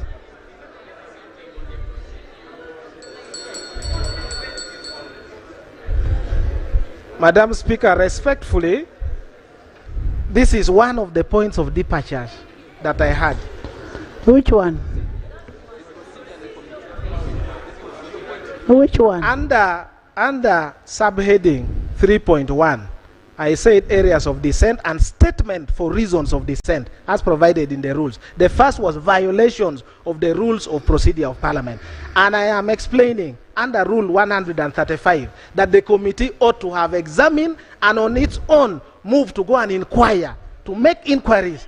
And my point is, having come to the attention of the committee that Honorable Obua Hamson was assigned, the committee ought to have moved itself to request Honorable Obua to come and substantiate. It goes to the root of my dissent, Madam Speaker. So the committee instead went to Honorable Obua.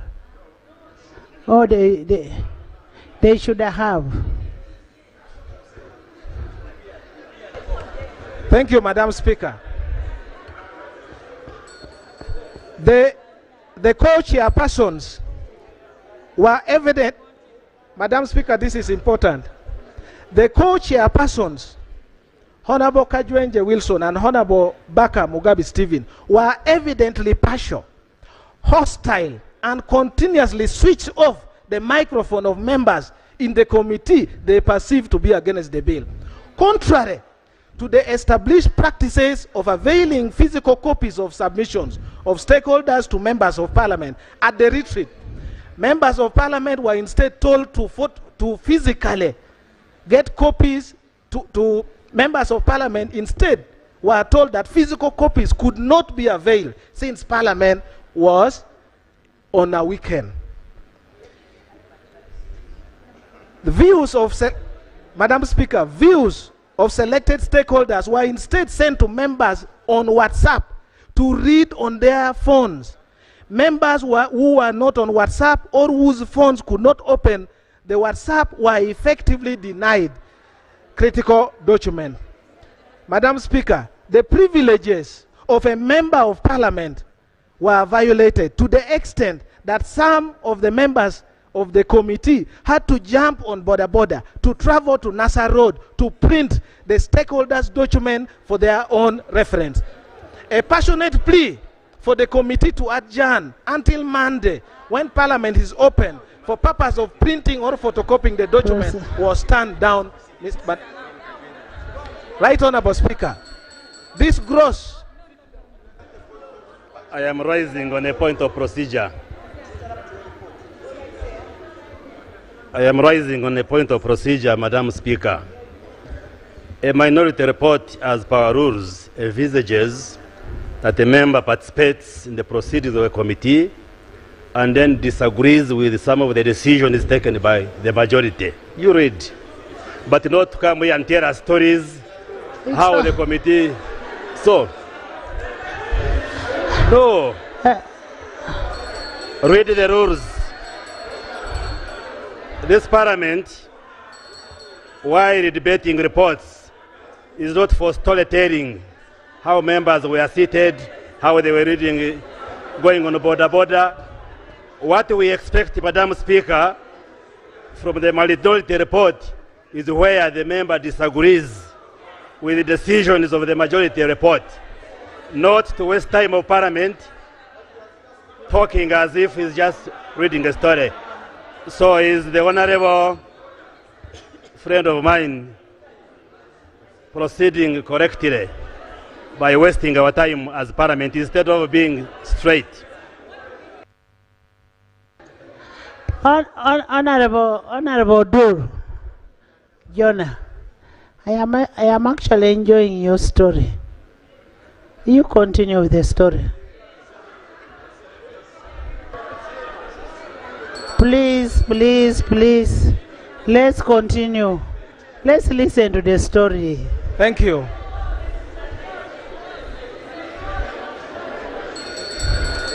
Right Honourable Speaker, this gross abuse of authority with utmost impunity, laced with shameless sycophancy, is highly condemned.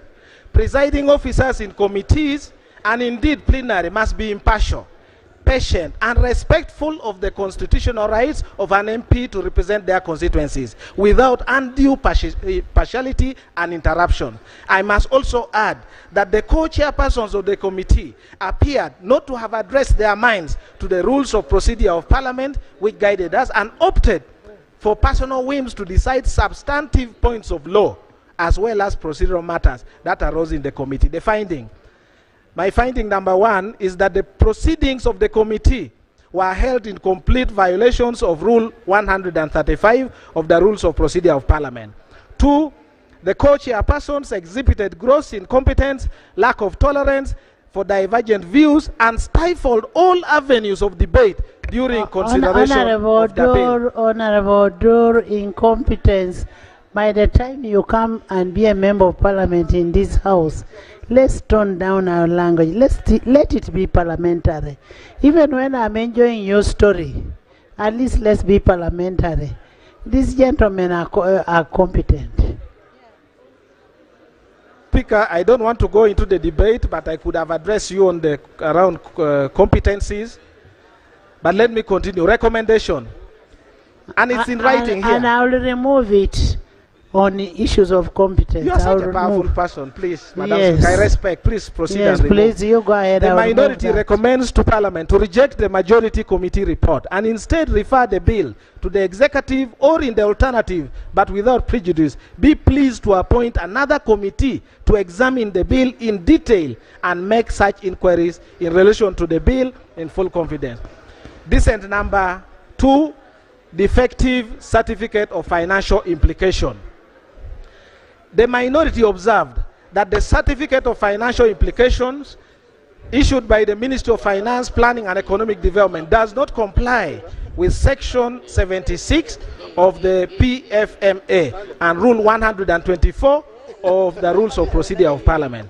Section 76 of the PFMA and Rule 124 are at par on the certificate of financial implication of a bill as follows. 1. Every bill introduced in Parliament shall be accompanied by a certificate of financial implications issued by the Minister. The certificate of financial implication issued under Sub-Rule 10 Sub-Rule 1 shall indicate the estimates of revenue and expenditure over a period not less than 2 years after coming into effect of the bill when passed. In addition to the requirements under Sub-Rule Subsection 2, the certificate of financial implication shall indicate the impact of the bill on the economy. Notwithstanding subsections 1, 2, and 3, a certificate of financial implication shall be deemed to have been issued after 60 days. The minority examined the certificate of financial implication issued on 15 April 2026 by the Ministry of Finance, Planning and Economic Development, signed by Amos Lugolobi, MP, Minister of State for Finance, Planning and Economic Development.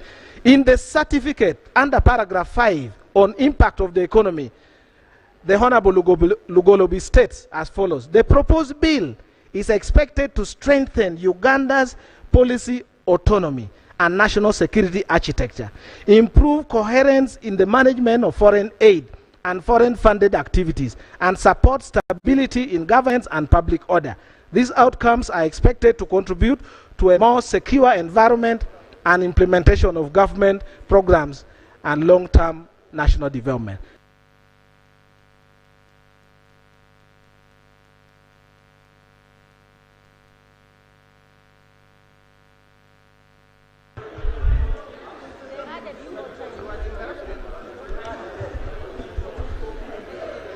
The minority draws the attention of honorable members to the sad realities that has befallen this country, that the entire ministry responsible for finance, planning and economic development does not know what constitutes an economy of a country called Uganda, and therefore are unable to articulate the impact of the bill to the economy of Uganda.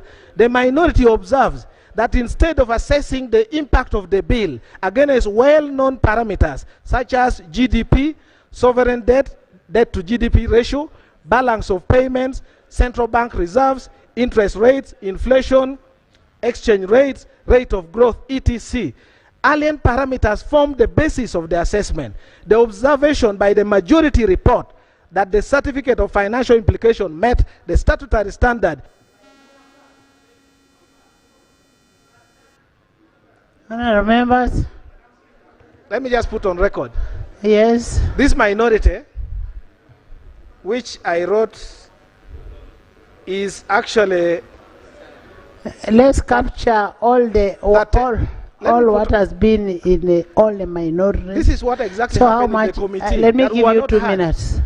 Let's give you 2 minutes. This report I have is 40 pages. Let me give you 3 minutes to summarize. And in the committee, with the same treatment, Madam Speaker, we were not heard. That's why I'm bringing this issue.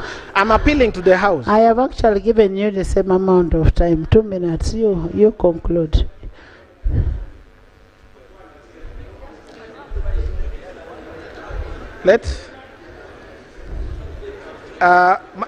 Madam Speaker, I want to put on the record that I cannot conclude in the 3 minutes you have given me, but I appreciate it.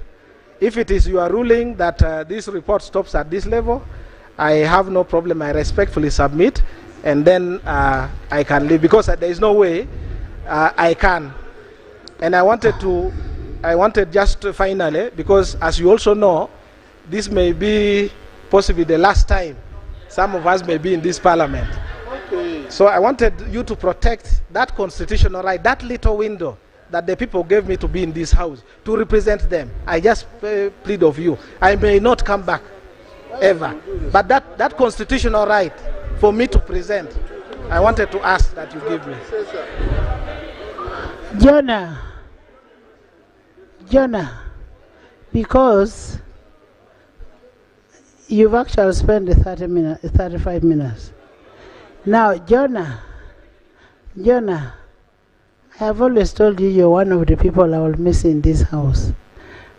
I am giving you an additional 5 minutes, and all the other minority reports, we will capture what is in your minority report, because the time has been taken. Yes.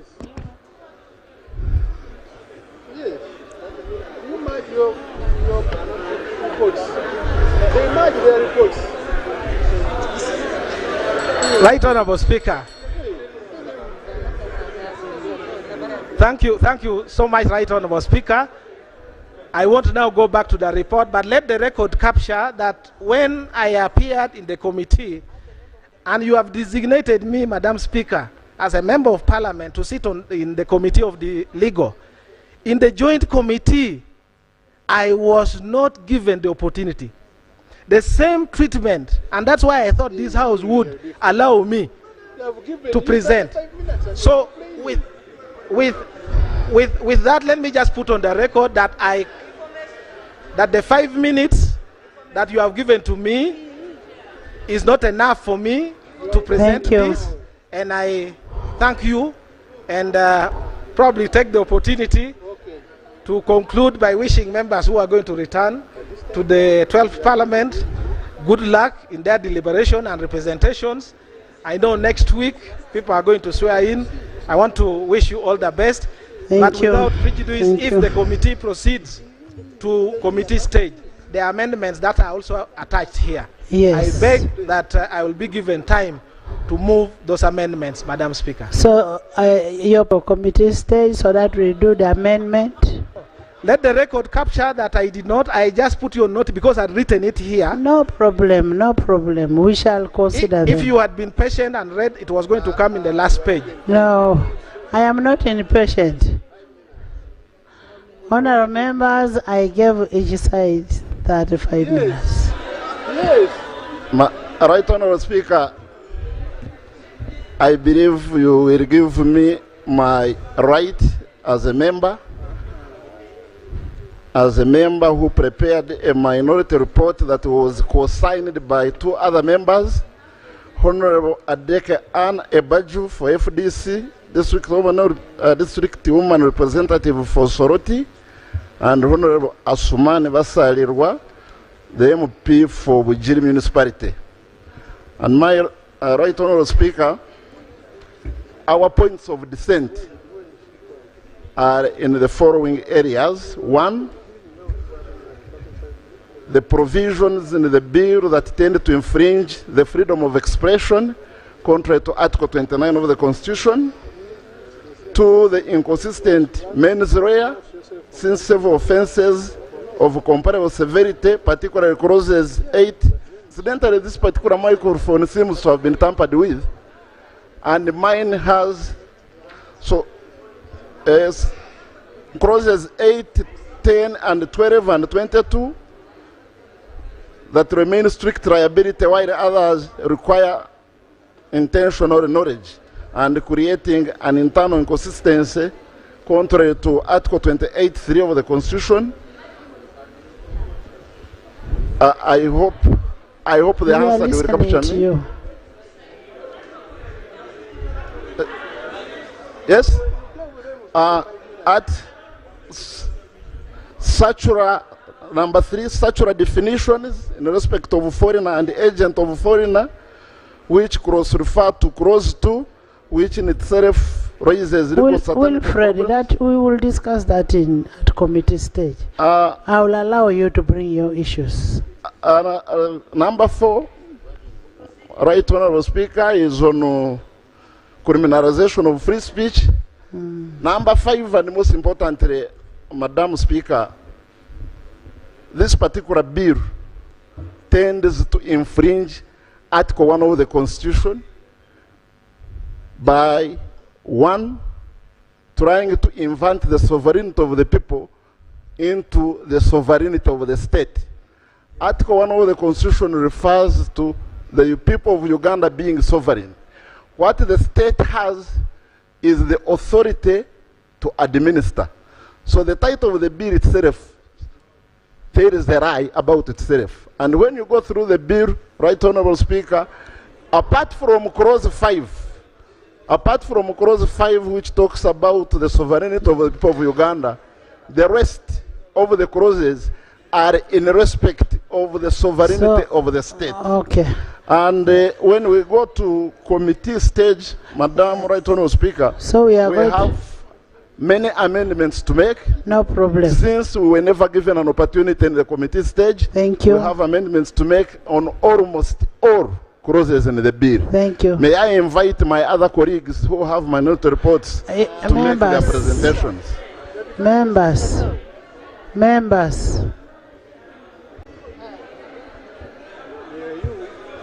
Thank you.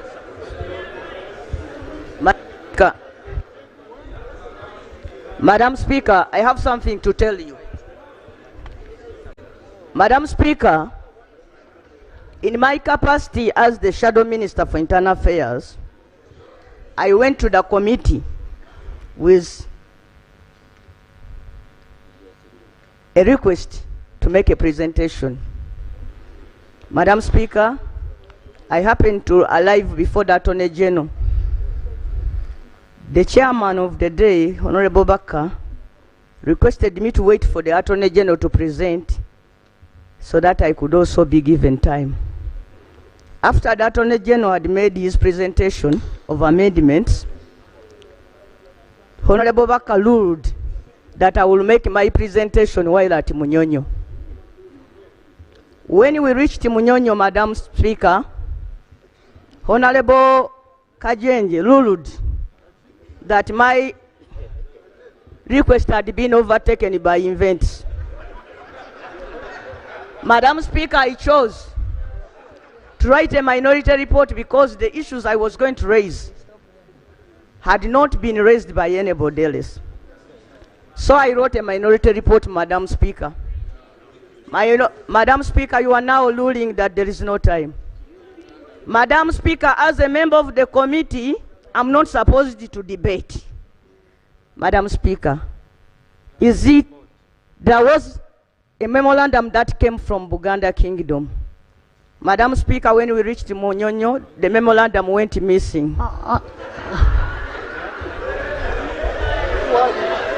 Madam Speaker, you have said your stories now. They have told you here.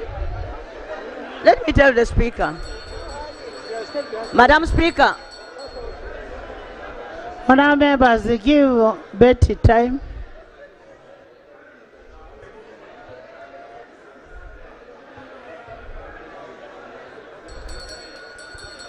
Some order. Madam Speaker, I've heard the chairman telling you that when we were at Munyonyo, we heard from the Governor Bank of Uganda.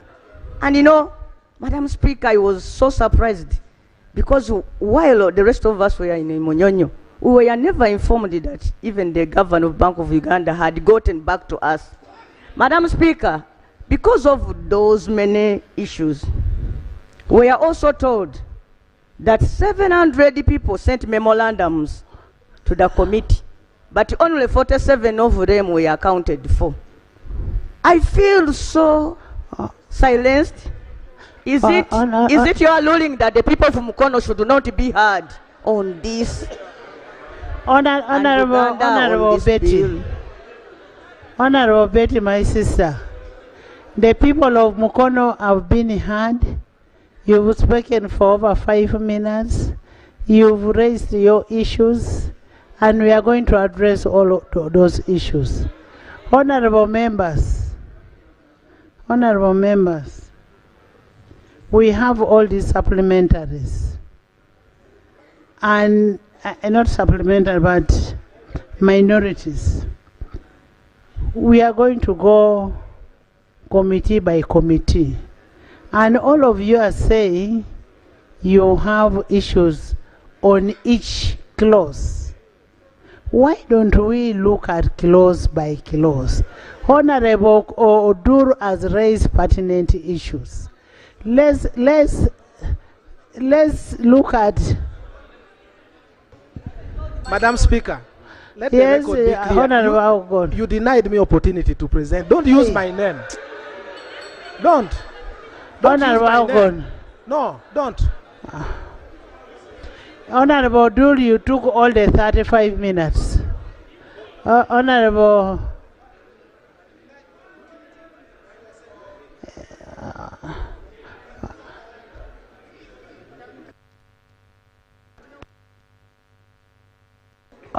Honorable Lanya. Right, Honorable Speaker. Honorable Lanya, let me give you 5 minutes.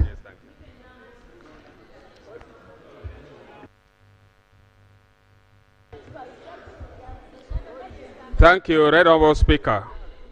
Right Honourable Speaker, I'll go straight to the point of dissent. Right Honourable Speaker, the minority, following Rule of Procedure 105 of Parliament, Right Honourable Speaker, the bill establishes an extensive regulatory and criminal framework governing individuals and entities classified as agents of foreigners, imposing control and funding policies, policy engagement, and civic participations. The minority observes the several provisions, raise several concerns, including the vagueness and inconsistency of definitions, an extreme and disproportionate penalty regime, infringements on freedom of expressions and civic space, duplication of existing legal framework, and the absence of commencement and the transitional provisions and duplications of the existing legal framework. Right Honourable Speaker, when the committee engaged with many entities, you recall we engaged with about 53 entities. Out of the 53 entities, 52 were in support of this bill. 51, including Bbago of Uganda, religious leaders, among others, were telling Ugandans that this bill, when passed, it will create economic instability in Uganda. That was the word from the governor of Bbago of Uganda. Right Honourable Speaker, this bill, it creates extreme and disproportionate penalty regime. The bill establishes a uniform and severe penalty structures, imposing custodial sex sentences of up to 20 years in prisons across wide range of offenses. Notably, the same maximum penalty applies to promotion of interest of foreigner. If you look at clause 5. Right Honourable Speaker, participation in activities deemed to promote foreign policy. That is in clause 10. Publication of information characterized Gilbert, as we have economic now supplement. we have gone to clauses. Thank you, Right Honourable Speaker. Right Honourable Speaker, because of time, let me go straight to the recommendation.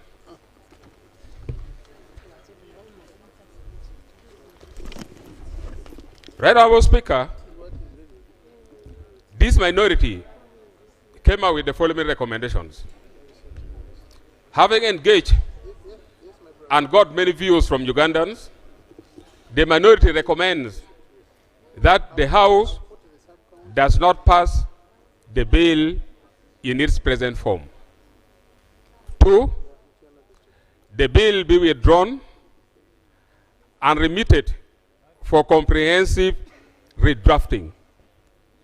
3, a revised bill should provide clear and precise definitions, establish a proportionate penalty regime, align with existing legal frameworks, be supported by a credible economic and physical analysis, and finally, be subjected to broad stakeholders' consultation. Right Honourable Speaker, the view of the minority is that the bill should be withdrawn. I beg to move. Honourable Betty. Betty, 5 minutes. Thank you, Right Honourable Speaker. Right Honourable Speaker,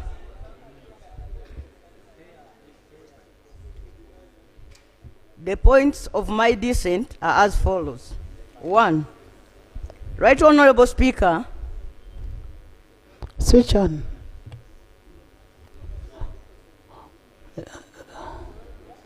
Switch on. Right Honourable Speaker, it is my opinion that there hasn't been enough public hearing accorded to this bill.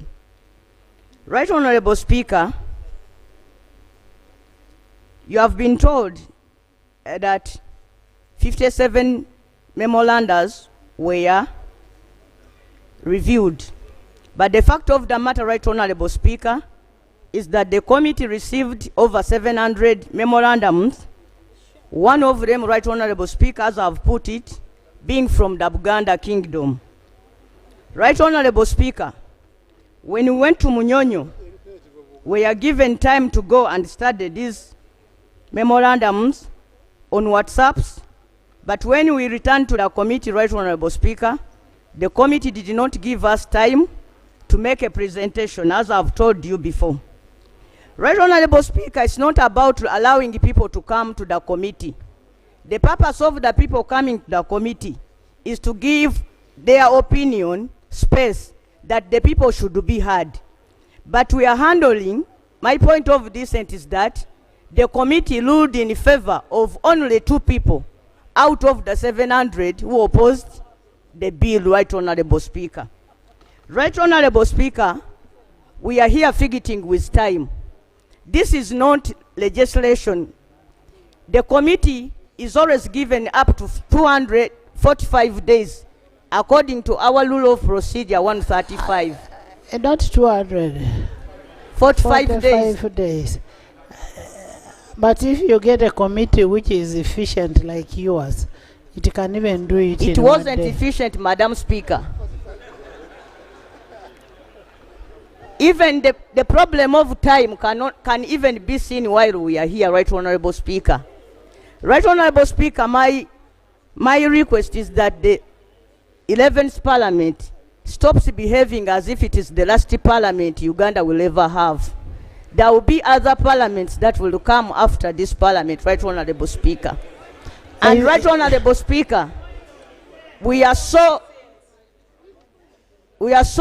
honored that you will also be in that next Parliament, Right Honourable Speaker. No, I can. My recommendation, Right Honourable Speaker. I can choose not to be because I have. You already there because we have been talking to Mau.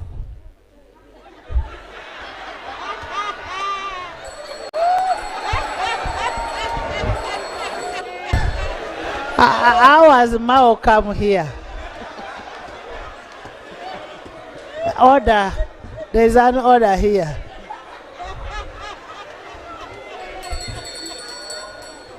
There is an order.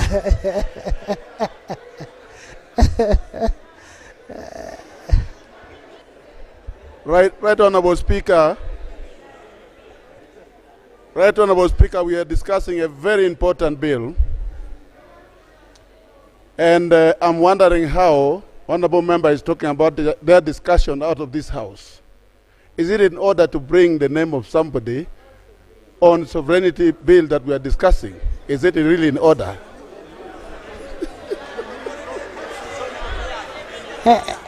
Do you want to tell us is that he's an agent of foreigners?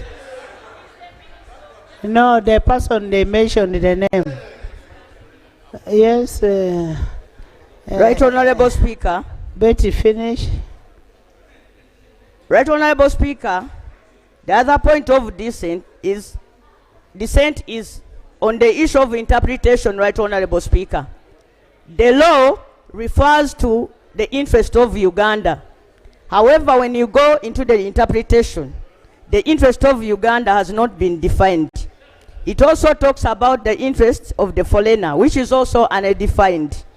It also talks about government policy. That is on the interpretation clause. On interpretation, Right Honorable Speaker. So you will Speaker. bring your idea when we are in that clause. I thought, Right Honorable Speaker, you had allowed me to present my report. No, what I'm saying, we will expect your idea on that clause, what you think, the amendment you want. Madam Speaker, first of all, I'm a member of the committee who is not supposed to contribute to debate. No. Two, Right Honorable Speaker, you gave me an opportunity to make a presentation. Honorable and Betty, I was so thankful that Honorable you gave me Betty, the I am only advising you that when we reach that clause, I will still give you chance to bring in. So you read your report, but I will still give you chance to bring your proposal. My recommendation, Right Honorable Are we speaking Speaker. the same English? Madam Speaker, I'm reading the report and you are giving me advice. I take your advice, Madam Speaker, but I continue to read my report. You read.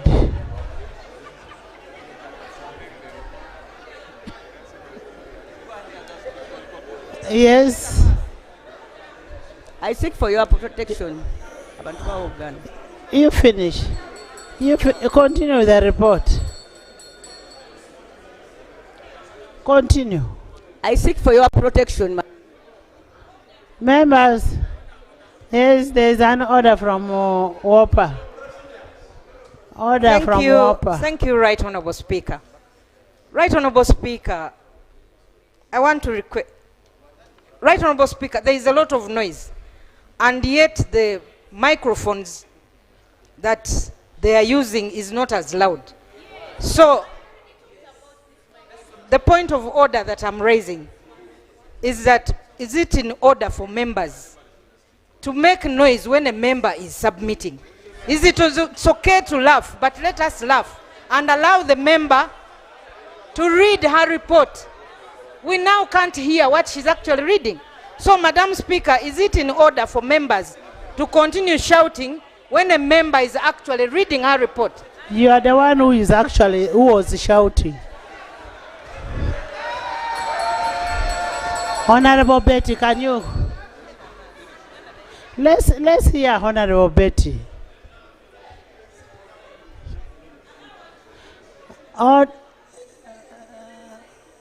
Members, can we listen to Honorable Betty? It is on. Switch on.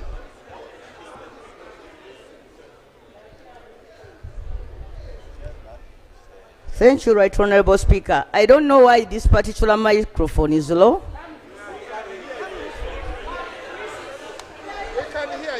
Please go ahead.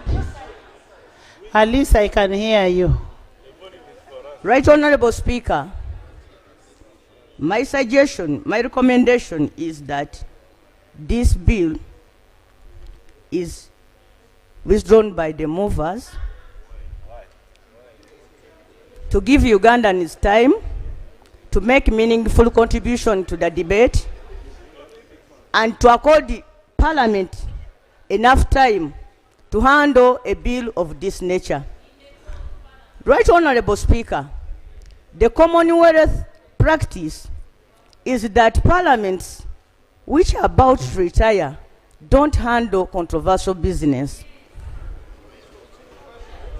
It's a practice, Right Honorable Speaker, and we are part of the Commonwealth, Right Honorable Speaker.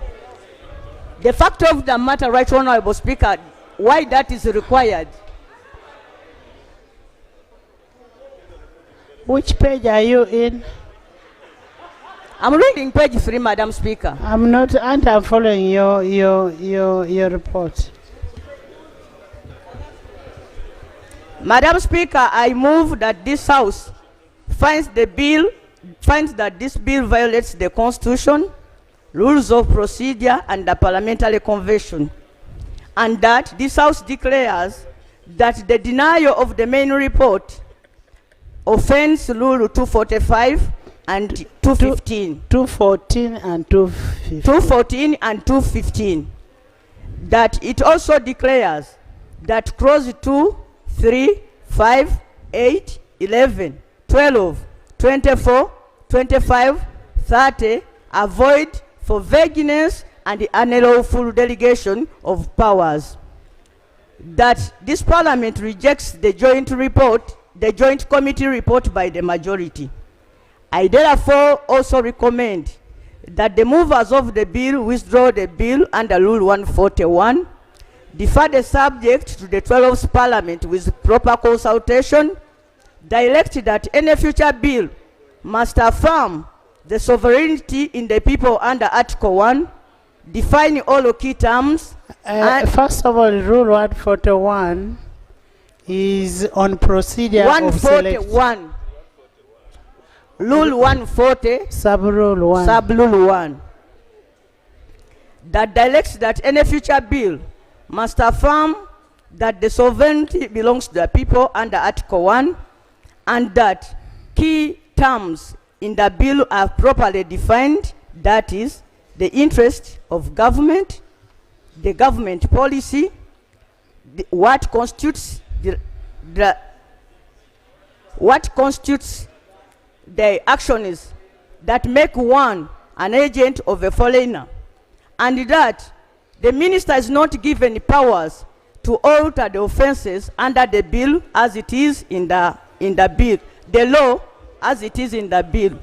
Madam Speaker, in conclusion, it is my prayer that the protection of the Sovereignty Bill 2026 fails the test of the constitutionality, legality, and procedure.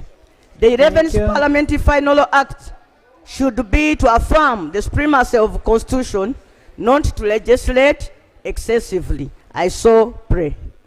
Thank you, thank you. Yes, there is procedure matter from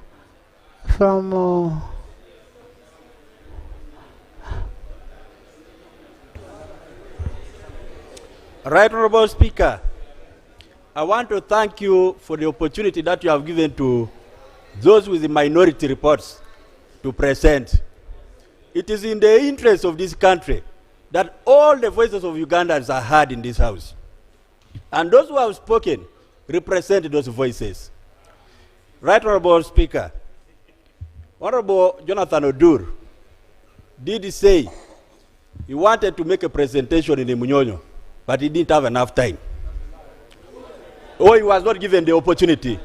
And now that he has very, very, very many issues that he would love to present, together with the rest of his colleagues, and those who may feel there are procedural matters that were not handled well, but now we have the opportunity to look at this bill in a proper detail, provision by provision. I beg to move procedurally.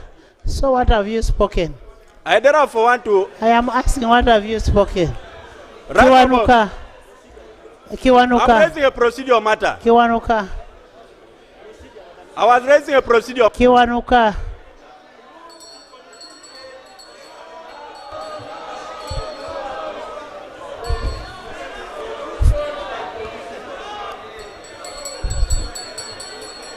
Honorable Kiwanuka, Honorable Kiwanuka, just raise the issues of dissent 5 minutes, like what Honorable Nwagaba did.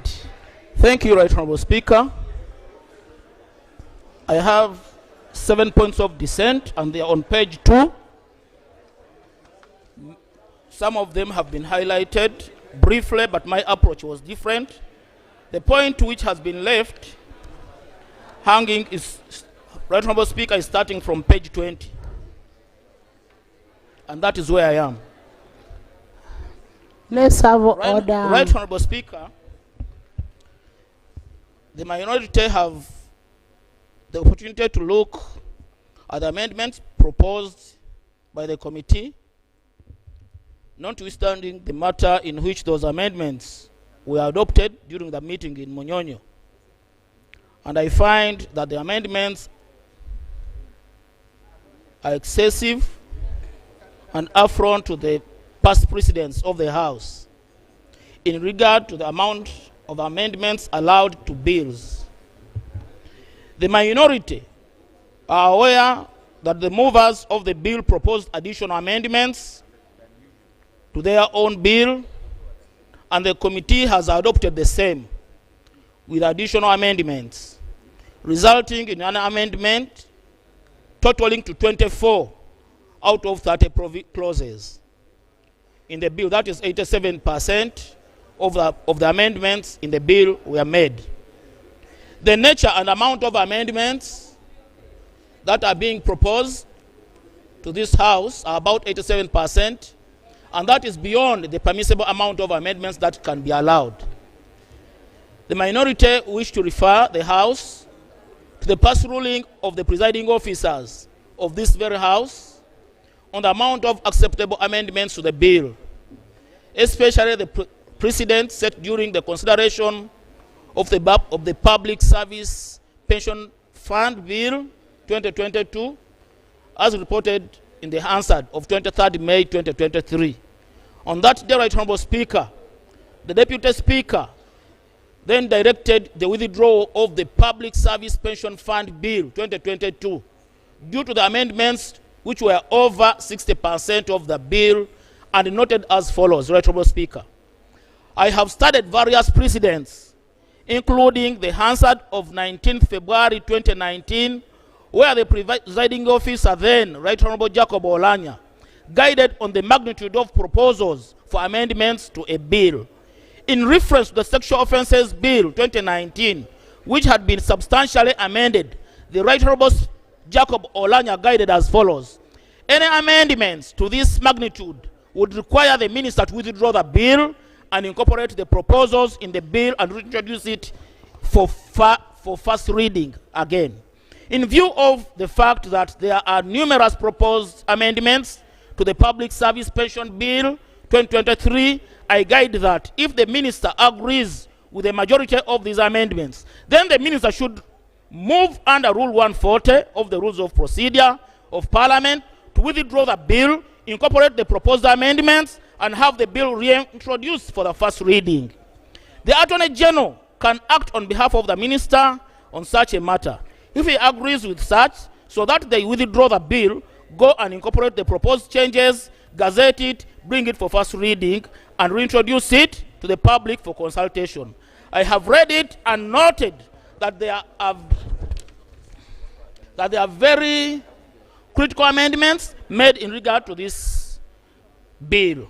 The rationale for the above directive, Honourable Speaker, was to shield the bill from being amended in a manner that substantially affects the subject matter of the bill. The minority wish to note that the amendments proposed to the bill go to the root of the subject matter of the bill, and the minister should be asked to withdraw the bill, study the bill and the amendments, and if agreeable, amend the bill and reintroduce it in the House. The withdrawal of the bill also affords government to benefit from the views of the stakeholders, both in support and against the report of the minority. Indeed, the Right Honourable Deputy Speaker, while directing for the withdrawal of the Public Service Pension Funds Bill, noted that therefore, once we allow the minister, they will go back and incorporate both issues in the minority report and those in the majority report, and you again subject them to the public.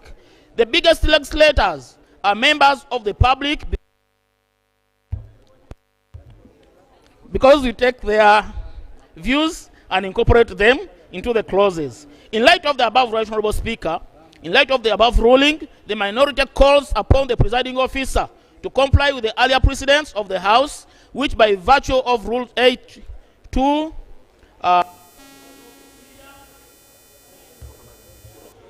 I'm winding up, honourable members. So, wind up. Thank you, Honourable Speaker.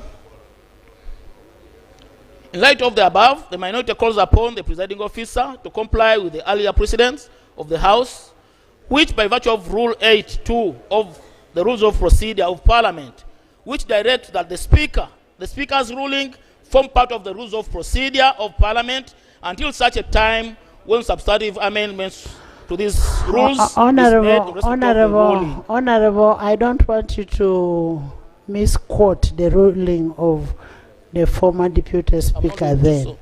The former Deputy Speaker said, he quoted Rule 135(2), which says the committee shall examine the bill in detail and make all such inquiries in relation to the bill as the committee considers expedient or necessary to report to the House within 45 days, working days from the date of the bill is referred.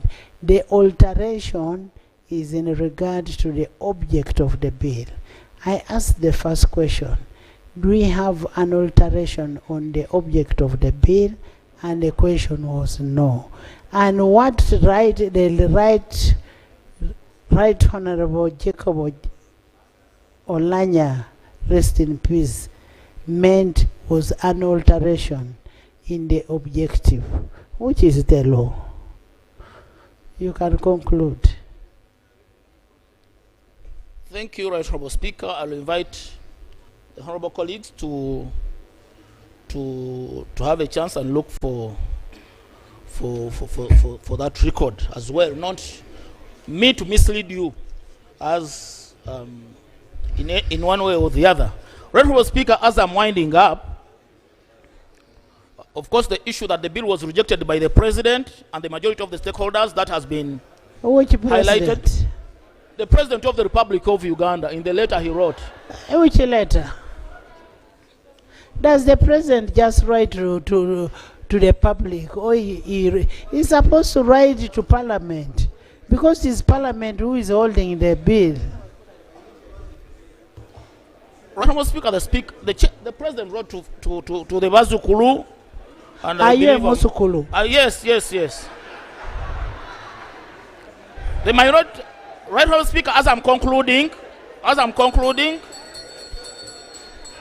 let me conclude, honorable members. Let me conclude in just 2 minutes. Just 2 minutes. The minority notes that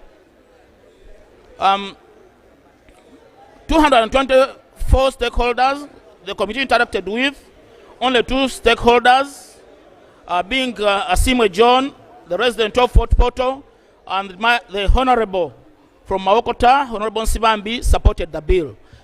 In addition, the minority also notes that His Excellency the President gave directives in his letter over his, which was posted on X, in respect of this matter. And I call upon, in my final statement, I call upon this House, this House, and I recommend as follows. The Protection of Sovereignty Bill 2026 that was read for the first time and referred to the Joint Committee on Wednesday 15th be rejected for the reasons listed above. Among others, I have only read one, but there are 6 others which have been left behind. The report is very clear, uploaded. The Protection of Sovereignty Bill be withdrawn since it serves no purpose. The government is encouraged to consider providing remedies for matters affecting real societies, and the government undertakes to take practical steps to protect the sovereignty of the people from direct and indirect attacks to the sovereignty. And finally, Right Honorable Speaker, the rules of procedure be amended to ensure that no legislation can be proposed by the President or processed by Parliament after the general elections. Thank you, Right Honorable Speaker. You mean after the general election you cease to be MPs? This country does not stop there. Procedure. Thank you, Right Honorable Speaker. Right Honorable Speaker, this Parliament considers all our kingdoms very important, and they are great partners when it comes to making our laws when they present their views. In the presentation of the minority report by our honorable colleague Namboze, she mentioned twice that the views of Buganda Kingdom I have got not. lost. I have not opened the debate yet. First, I'm not. First wait. First wait. I was just saying. First wait. No, we wanted to be withdrawn from the Hansard. It is bad. Yes, we wanted to be withdrawn.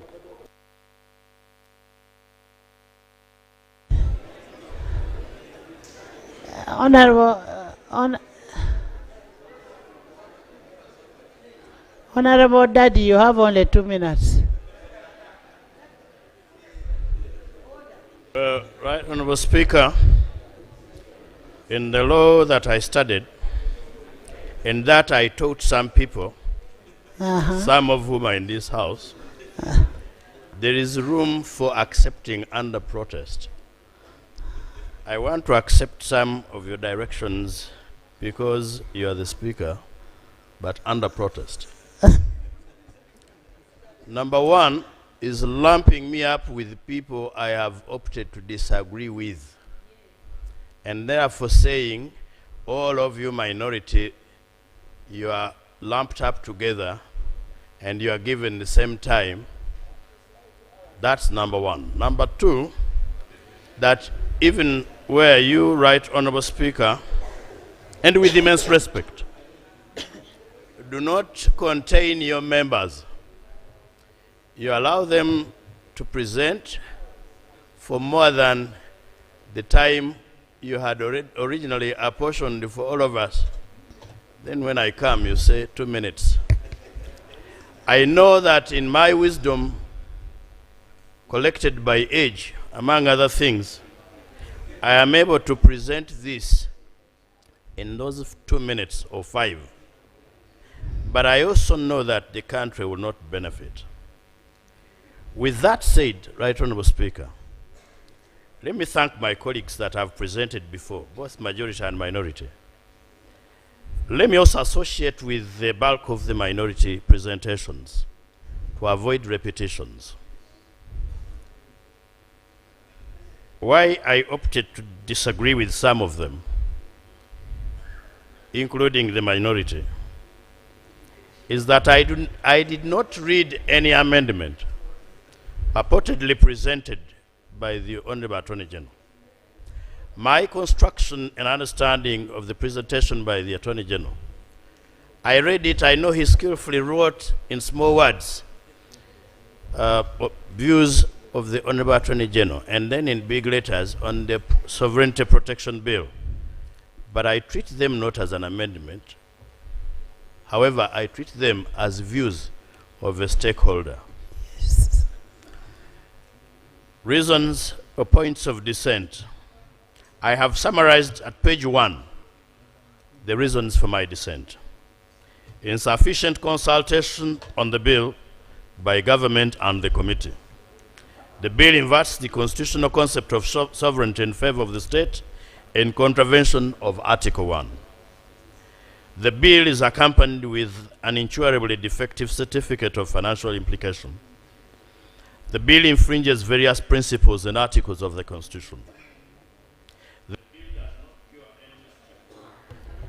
The bill does not cure any mischief and is therefore misconceived.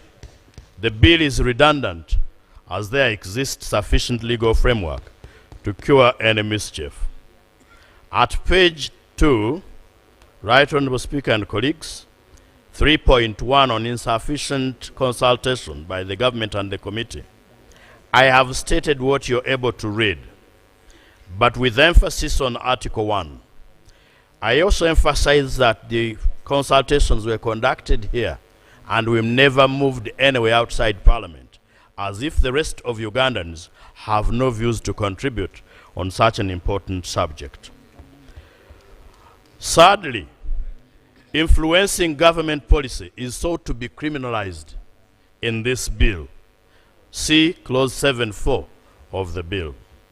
Right Honorable Speaker and colleagues, at page 4, I traverse the reasons that I have given, and I cite the case of Malema Biris and others versus Attorney General, Constitutional Petition number 2 of 2018, and the decision of court to the effect, in summary, that consultation is not cosmetic, but goes to the root of our constitutional governance. In 3.2, that the bill inverts constitutional concept of sovereignty in favor of the state and contraventions of Article 1 of the Constitution, I associate with missions of my colleagues to avoid wasting time and eating much into my 2 minutes. 3.3, Madam Speaker and colleagues, the bill does not cure any mischief and is therefore misconceived. And the summary of this, one is that there exists sufficient legal framework. But if you look at page 6 of my submission, it is sought or to be understood that interference with the development and implementation of government policies and programs, which interference is funded by foreigners and agents, is the mischief.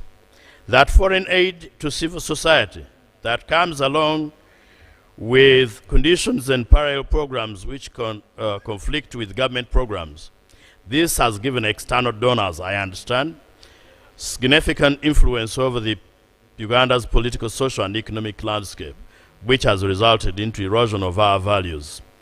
See that the use of online platforms by foreigners and agents of foreigners to disseminate information facilitates social discord. The minority, and that is me now because it is a single man's minority report, note that the bill is misconceived since it is based on the wrong premise, that Uganda has no specific law upholding sovereignty of the country, which has resulted into continuous interference in the government's policies and programs by foreign countries and agents of foreigners.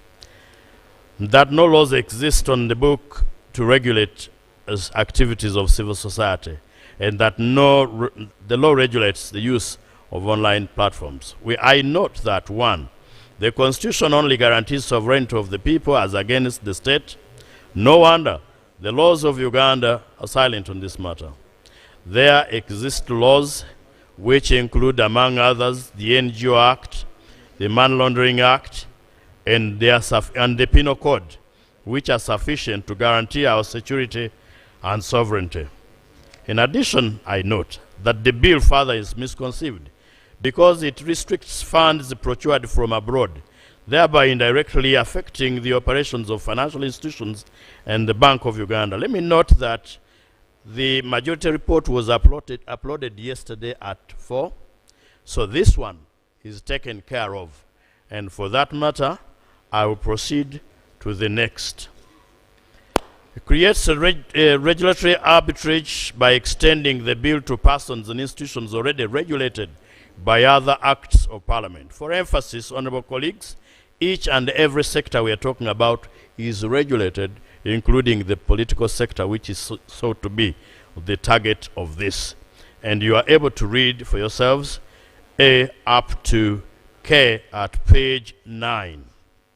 Right, Honorable Speaker and colleagues, although the bill seeks to safeguard the sovereignty of Uganda from external influence, it grants agents of foreigners, once registered, the right to interfere with sovereignty.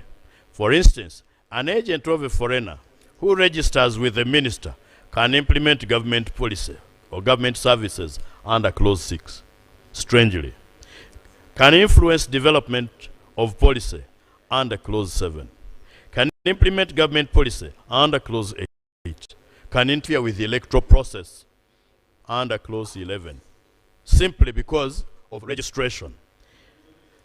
All the activities that are allowed for an agent of a foreigner under the bill will affront Article 1 of the Constitution, whichever way you look at it, even when the minister allows.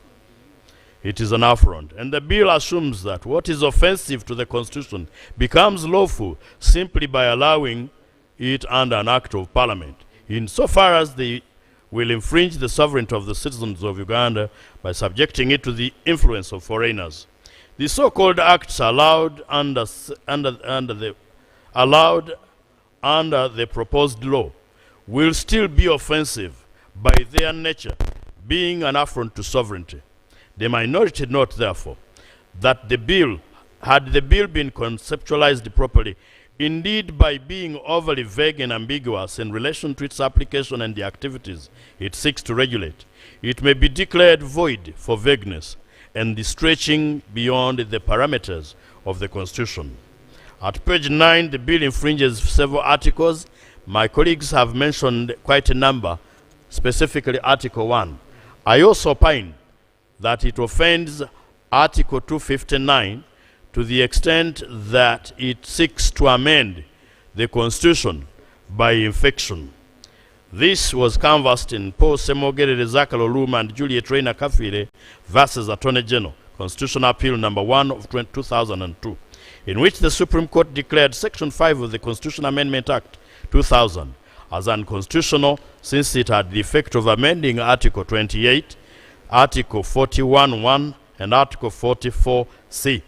Right Honorable Speaker, in that case, it was declared unconstitutional for having been passed without following the procedure under Chapter 8 of our Constitution. Court also discussed the effect of Section 5 of the Constitutional Amendment Act, which proposed to introduce new clauses 2 and 3 of Article 97 with the intention of restricting citizens' unhampered access to information in the possession of the state. You may read for yourselves, and I'll proceed to page 12. The bill infringes on the following articles of the Constitution, making it grossly unconstitutional in form and effect. Number 1, unconstitutional deprivation of citizenship. Right Honorable Speaker, citizenship is not granted by statute. By seeking to reintroduce the foreign element against Ugandans, the bill offends Articles 9, 10, 11, 12, 13, 14, and 15 of the Constitution. Freedom of expression under attack. Article 29, 1A and B, which provide that every person shall have the right to freedom of speech and expression, freedom of thought, conscience and belief. Now clauses 5, 7, 8, 9, 7, 8, 10, 12, and 13, and the definitions of disruptive activities in Clause 1 directly criminalize expression and association, including influencing the public to oppose the policy of government. Clause 2(2)(g), engaging or participating in a riot or unlawful demonstration or assembly. The definition of disruptive activities is offensive, and publishing information said to weaken the economic system. Clause 13. These restrictions are neither demonstrably justifiable in a free and democratic society as provided for under Article 43(2)(c), which provides that public interest shall not permit any limitation of the enjoyment of the right and freedoms prescribed under the Constitution beyond what is acceptable and demonstrably justifiable in a free and democratic society. 3. Freedom of association and assembly threatened. Right Honorable Speaker and colleagues, Article 38(2) of the Constitution guarantees every citizen's right to participate in peaceful activities to influence the policies through civic organization. Now listen to this. Clause 7(3), Clause 8(3), Clause 8(4), and 12 substantially burden and in some places extinguish that right by criminalizing conduct that constitutes its core exercise. 4. Right of equality invaded. Under Article 21(1), all persons are equal. Now, when it comes to the definition of foreigner, a Ugandan citizen residing outside, that has been sorted, and I accede to that. Then the foreigners in their own country, and converts persons into those who deal with them. Intrusion of privacy, where the minister, the right to privacy of a person and property, and no person is subjected to unlawful search or unlawful entry into the premises. Clause 28 confers the person appointed by the minister to inspect the premises on an agent of a foreigner. Void for vagueness. I think the Honorable Betty Namboze has hinted on it wide and arbitrary provision. Authorities to look at are Andrew Kalamaji versus Attorney General Constitutional Petition number 5 of 2016, which struck down Section 25 of the Computer Misuse Act, Charles Onyango-Bo and another versus Attorney General Constitutional Appeal number 2. The bill departs from the legality principle under Article 28. Interests of Uganda, I think Honorable Namboze has hinted on it, they are not defined. Agent of a foreigner, clause 1. The definition is extraordinarily broad and captures any person who acts at the order, requests, under the direction and control. I have specifically highlighted the threats that I consider legitimate in those bullet points at page 14. Now the foreigner clause I think has also been canvassed together with disruptive activities and economic sabotage. At page 16, Right Honorable Speaker, I have highlighted the threat against the freedom from cruel, inhuman and degrading treatment and the attendant authorities. The bill is accompanied with a defective certificate that has been canvassed by the Honorable Odul Jonathan, and I want to associate with him, but point out or be specific on the following areas. 1, that the estimates of revenue and expenditure over the period of not less than 2 years after the coming into effect of the bill, when passed, the impact of the bill on the economy are not canvassed in the certificate. The certificate simply laid down the principle of what we may achieve in broad terms without telling us what we are likely to spend on implementing and whether government is prepared to spend that money. To that extent, the certificate is incurably defective and cannot support this bill. The bill has also the potential to destabilize Uganda's balance of payments. I think reference has been made to the submissions of the Governor Bank of Uganda, and I associate in the same terms. The financial sector and de-risking the operational paralysis, the capital requirements and the funding gap, the policy framework inconsistency and the voluntary shocks have all been canvassed.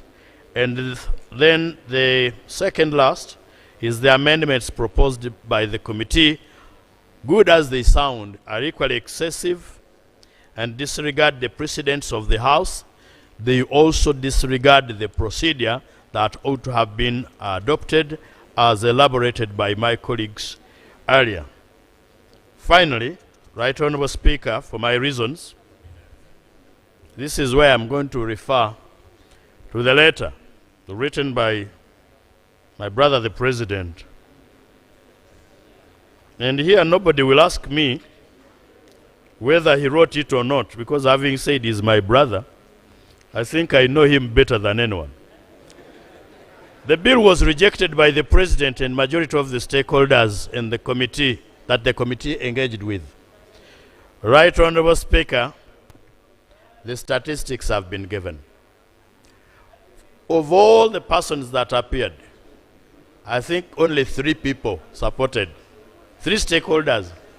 The Honorable Yusuf Nsibambi, the Honorable Chiriowa Chiwanuka Attorney General, I treat him as a stakeholder because he was not the mover, and the gentleman from Fort Portal, Mr. Asimwe, that has been referred to. The President himself did state that this is not the bill that he initiated in Cabinet. But it does not stop there. Even General Severino Kahindo Tafire, who was stated to be the mover of the bill, evaded the committee proceedings, yet is the one who must have received the President's instructions, only to be misconstrued with immense respect by my son, General David Muhoozi, who appeared, and not the minister. Honorable David Muhoozi is a son-in-law, because he marries from him. So yes, he's my son. In Africa, we don't say that. He's my son. So, Right Honourable Speaker, the general conclusion is that the minority, and that is me now, wish to remind colleagues that Uganda is here to stay. And therefore, there is no need for firefighting. The country must not be stampeded into criminalizing politics, because politics seems to be left as the only target in the name and behind the curtain of sovereignty and security. The existing laws were not enacted in vain. They must be allowed to serve their purpose. The bill as proposed is inimical to democratic tenets, constitutional commands, and injurious to good conscience, which principles we must be jealously guarded and protected with utmost tenacity by all Ugandans of goodwill. The minority therefore recommend as follows. 1. The Protection of Sovereignty Bill 2026 that was read for the first time and referred to the Joint Committee on Wednesday, 15th April 2026, be rejected in its entirety for the reasons stated above. That the government undertakes to take practical steps to protect the sovereignty of the people from direct and indirect attacks, including by those claiming to fight for us. Medad Lubega Segona, MB Busiro East. I thank you. Thank you, Honorable Medad, for that report. The opposition, yes, motion.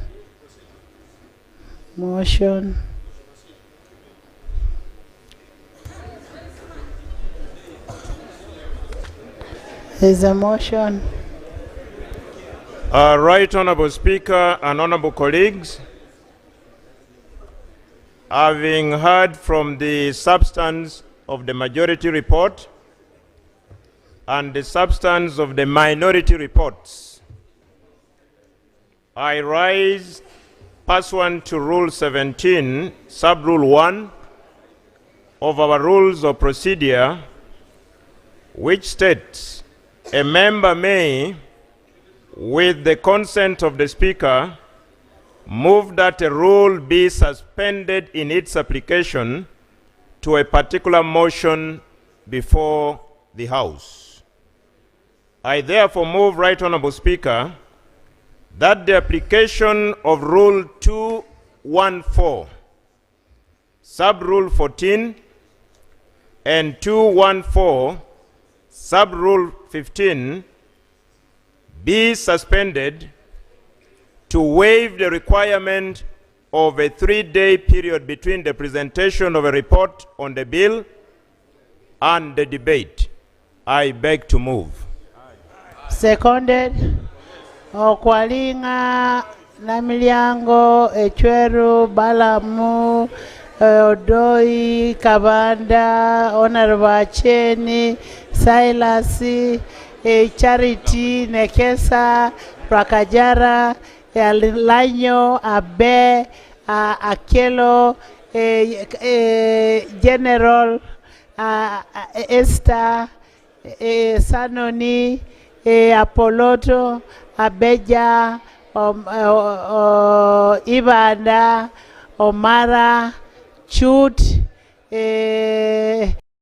Water, Mariamu, Eric, Gabriel, Toroma, Amuria, Phyllis, Nyakato,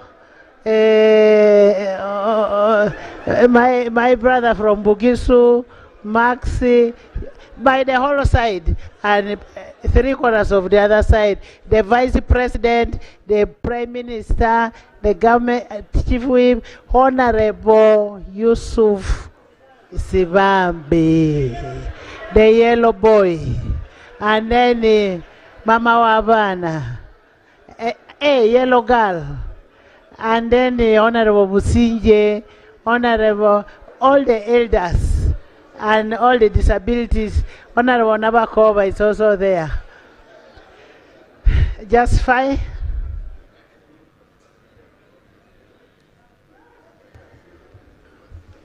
Right Honourable Speaker, the justification of my motion are basically in threefold. One, is that Rule 214 and Rule 215 are not falling under the confines of rules under Rule 17, Sub-Rule 4, that are entrenched, implying literally the two rules can be suspended. Reason number 2 is that this particular report on the bill was uploaded on our parliamentary information system. Members here present have perused through the report, and I believe with the turn-up you have in the House, we are ready to proceed just like we have proceeded with the main report and the minority reports. Reason number 3 is that the members who are required to discuss and debate this report as presented are here present and gathered in big numbers. Basing on the 3 reasons, I justify that my motion for suspension of the rule, if it pleases you, do carry the day. I beg to move, Right Honorable Speaker. Thank you so much. Wilfred? Right Honorable Speaker,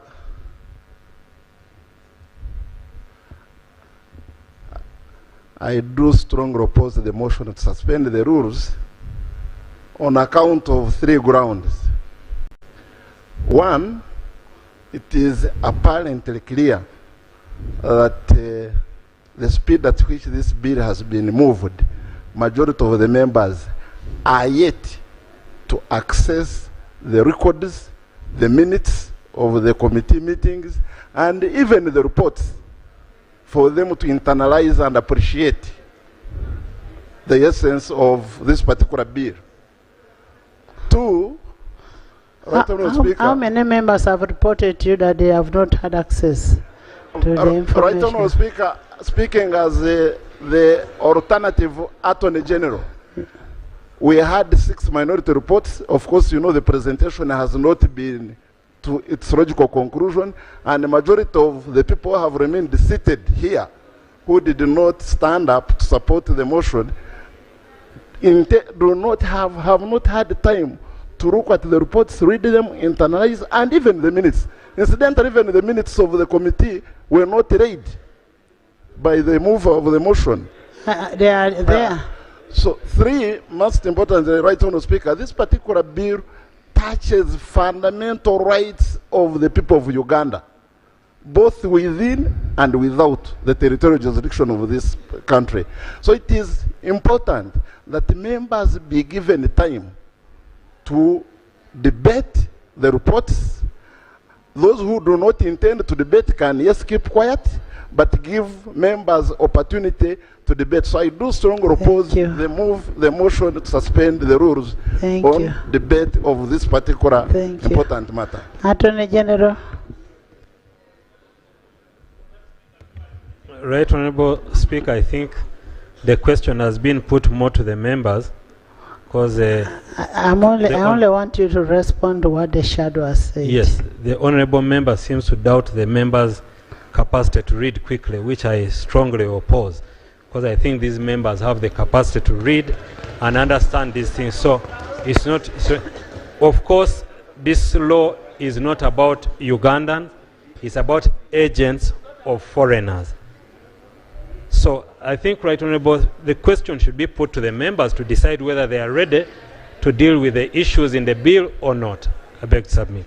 Honourable members, I put a question that Rule 2014, Sub-Rule 14 and 15 be suspended to enable the House to deliberate upon the report of the Committee of Protection of Sovereignty Bill without having to wait for the 3 days as per the rules. Those in favor say on the contrary, nay.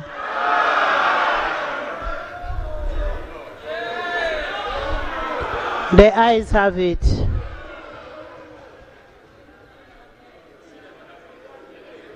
The ayes have it. Right, Honorable Honorable members, Speaker. can you sit? Honorable Speaker, the rules allow them to stand, and I wanted to quote for you the rule. Right, Honorable Speaker. Rule 107 of our rules of procedure provides for division. 1B. So a division may be ordered by the Speaker or Chairperson where B, the Speaker has announced the results of the voice voting, and immediately 40 or more members stand in their places, signifying their disapproval of the outcome of the vote. Honorable Speaker, from what we had, the noes had it. But you announced that the ayes have it. So these are more than 40 members who are standing up to say, put this to a division so that we count per head. It is the rules of procedure. Some of you don't read the rules. You need to start reading the rules. So, Madam Speaker, the rules allow for voting by division when 40 members stand up. These here are more than 40 members. So I would like to implore you that we do the casting by division so that we ascertain. Because as it stands now, we don't believe the announcement you made, Right Honorable Speaker.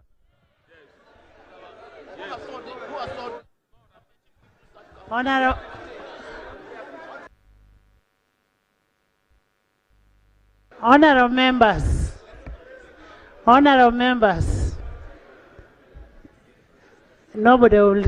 I will not speak before you sit.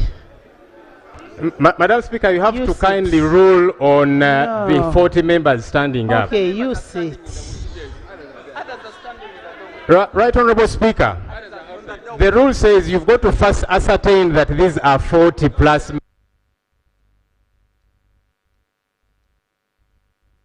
Honorable members, I don't need to ascertain. Even if you're 50, I am going to allow division. I am going to allow it. And then we see.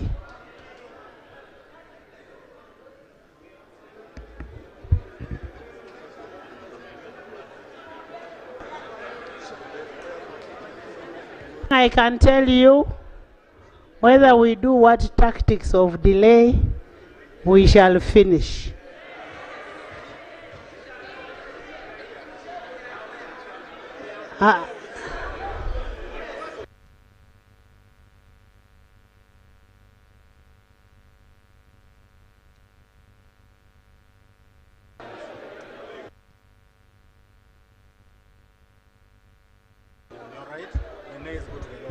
Honorable members, Lob appointed teller for the nays, and then Honorable Boa appoint for ayes.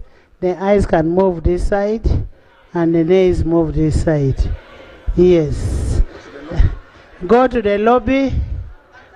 Go to the lobby, and yes.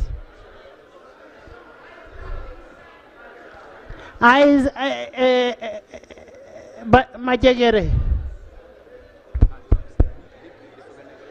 And the ones abstaining can remain with me here.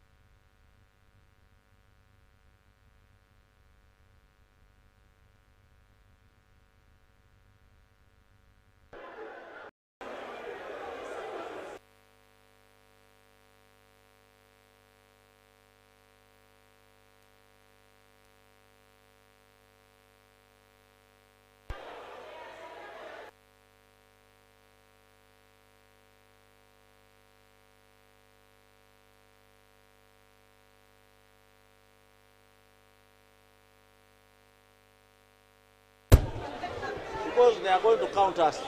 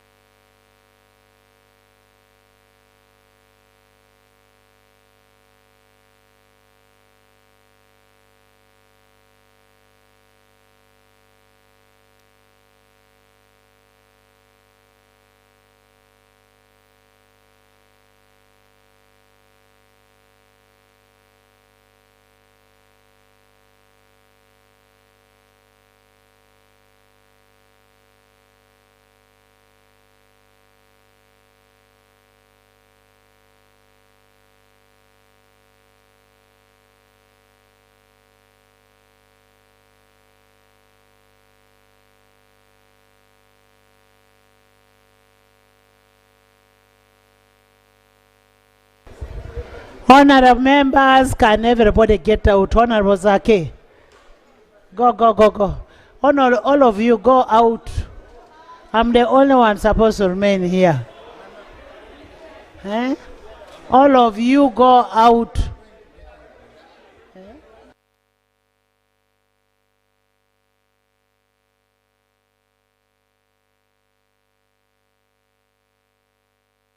Honorable members, can you get out? Register yourselves from out. You've registered. I will call all of you back.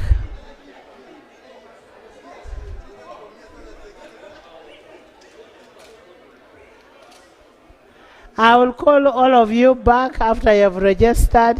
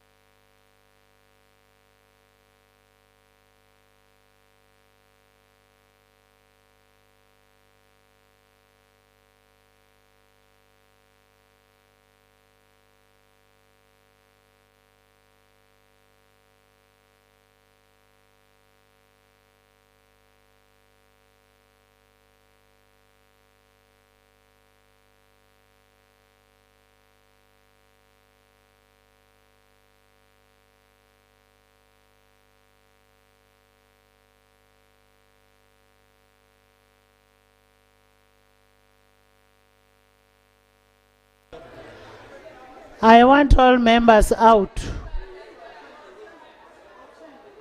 All members out. I will call you to come back.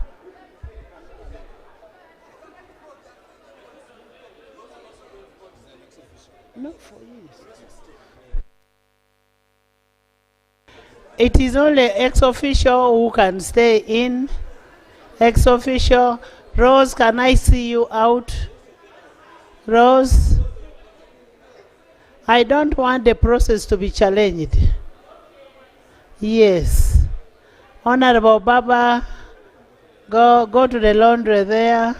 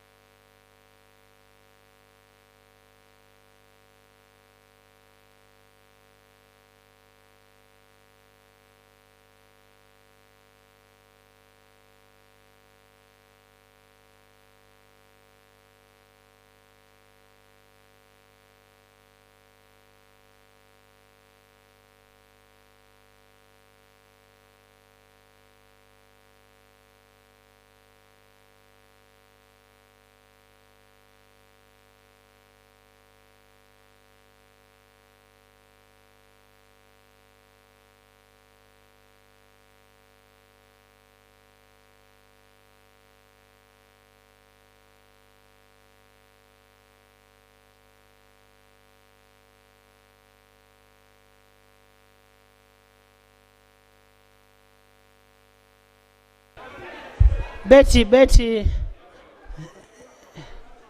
Honorable Namboze, first get out. We are going to call one by one.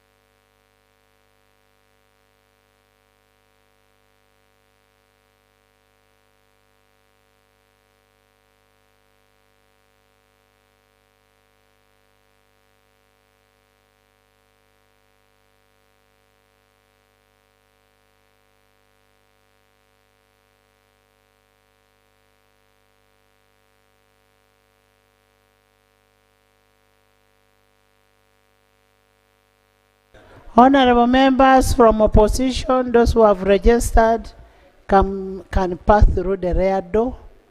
The rear door is the other one where I have one of my staff. Rear door. Read the name and the person enters. Where you see Aisha, that's where the rear door.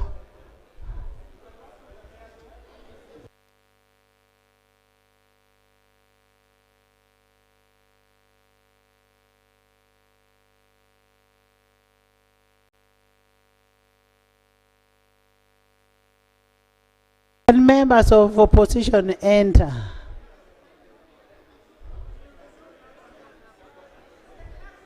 Enter through the rear door.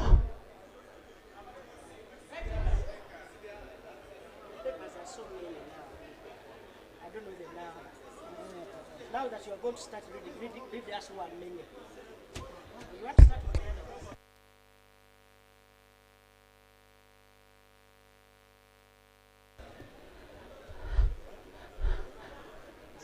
Members enter.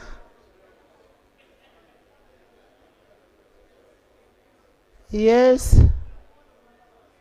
Through the rear door. Yes, Fortunate, come.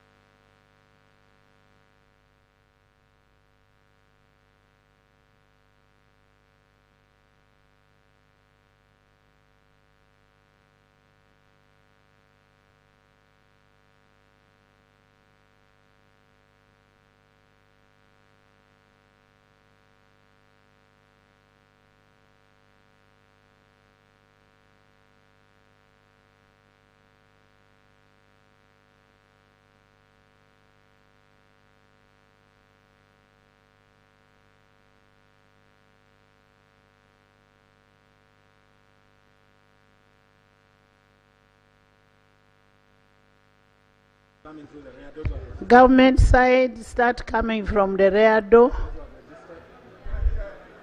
Those who have registered. Eh?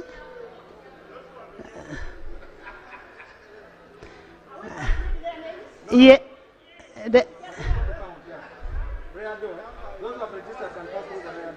Pass the other rear door.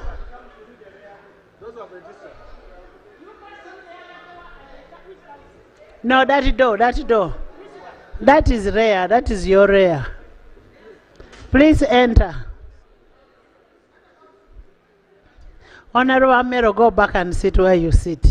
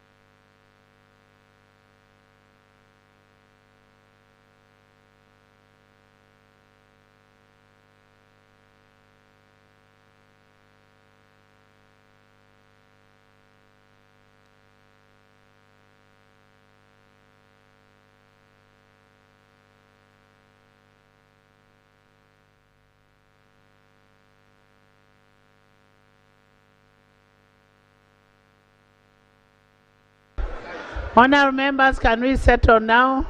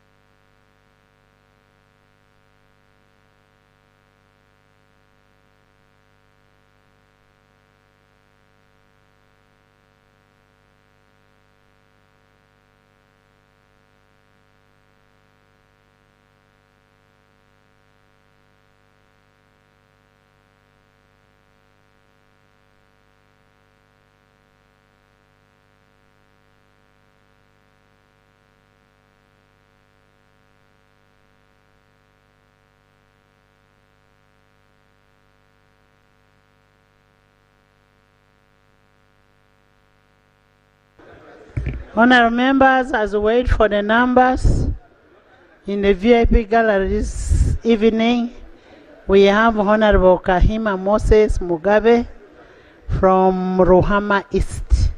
Honorable Moses, welcome back. He used to be with us in the 10th Parliament. Karibuni sana. We also have Honorable Ilukoro Emmanuel from Bokora, Napak. Thank you.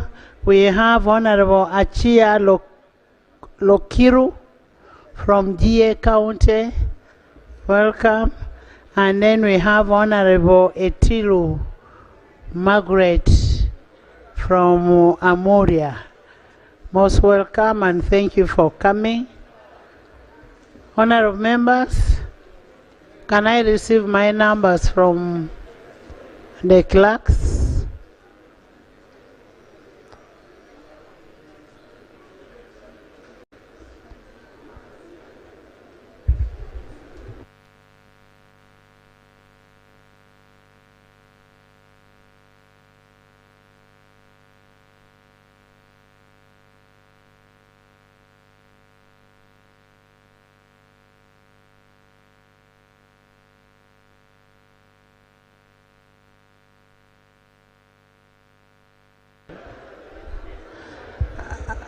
Honorable members, the question was on suspension of Rule 214, Sub-Rule 14 and 15, and the Leader of Opposition raised an issue. He wanted to exercise his duty and his mandate by having a division and lobby.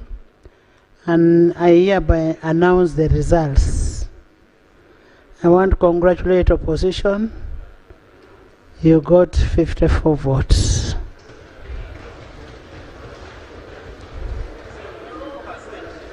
$54 votes.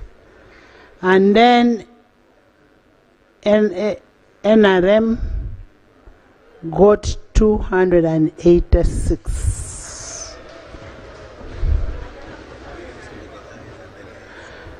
So the 286 against 54. The 286 have it. The ayes have it. So what I'd said that the ayes had it was correct. I had it very well. So the ayes had it. Thank you. Yes, Honorable Bua.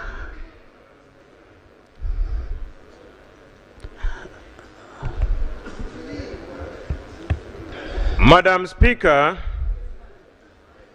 having ascertained the numbers in compliance with Rule 107 as raised by the Leader of Opposition, I beg to move under Rule 17.1 that in the consideration of the report on this bill, Rule 107 be suspended. I beg to move. Aye. Aye. Seconded? Seconded by the PM, by Honorable David, by Honorable Baka, Isibabi, by the whole 286. The ayes have it. Would you justify? Right Honorable Speaker, my justification number one again is that Rule 107 is not entrenched, and as such, it can be suspended. Justification number two, it appears even when we have the numbers beyond their third required for passing a bill such as this,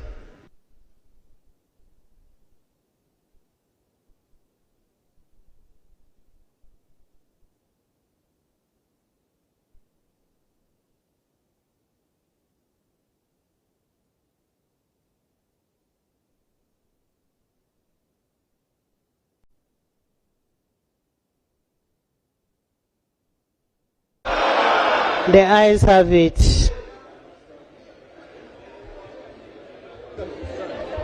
Right, Honorable Speaker. Again, in consonance with Rule 107, 40 members are standing up because we believe it is The rule has already been suspended. No. Right, Honorable. It has already been suspended. Right, Honorable, if you could listen to me for a minute. Actually, we are challenging the result you have declared, Right, Honorable. So we should ascertain what you have declared, because you have declared that the ayes have it. We are saying no, the nays have it. So we still need to do a division to ascertain what you have declared. Right, Honorable, it's very simple because it's the rules. So we need to ascertain what you have declared according to Rule 107. You go. We are doing a division again. Yes. We will not get tired of it. Thank you for not getting tired, Right Honorable. Even us, we shall not get tired. I hope our colleagues this side are not tired. Prime Minister.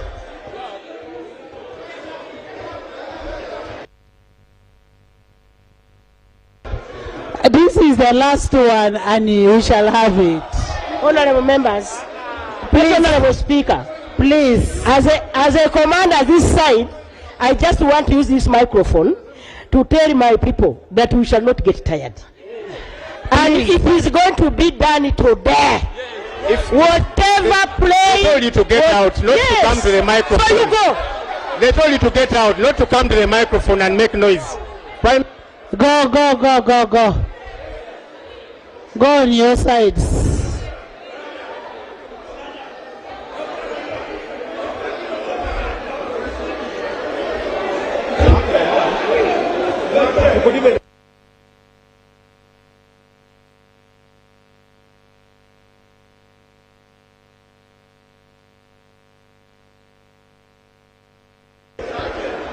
All those, Gabriel, move this side.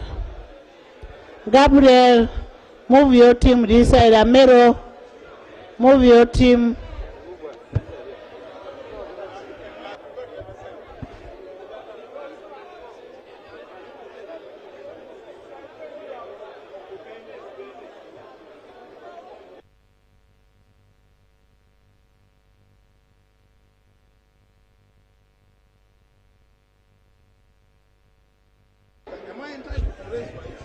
Honorable Ivan Remlicha, can you people move? Menya. Are you fast?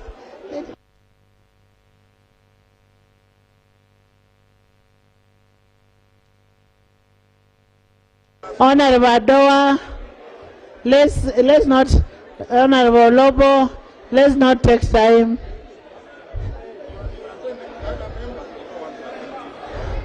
Goretti, go away. Stop disturbing my age. Goretti, get out.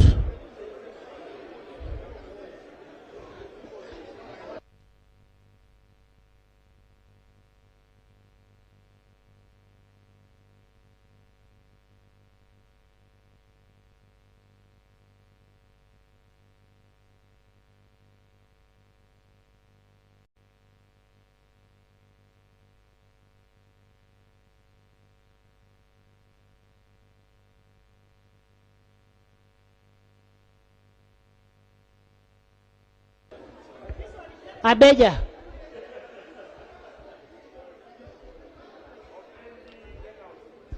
Honorable Pen, get out.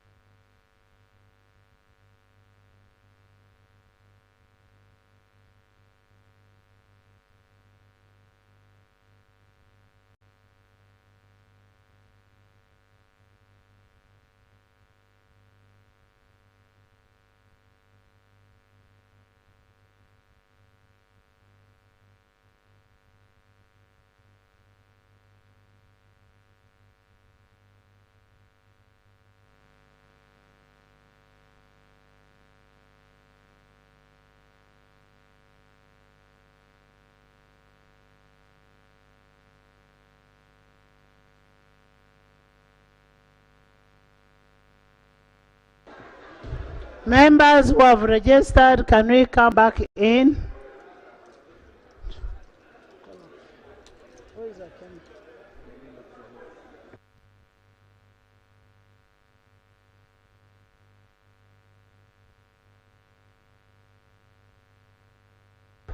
Members, can we settle?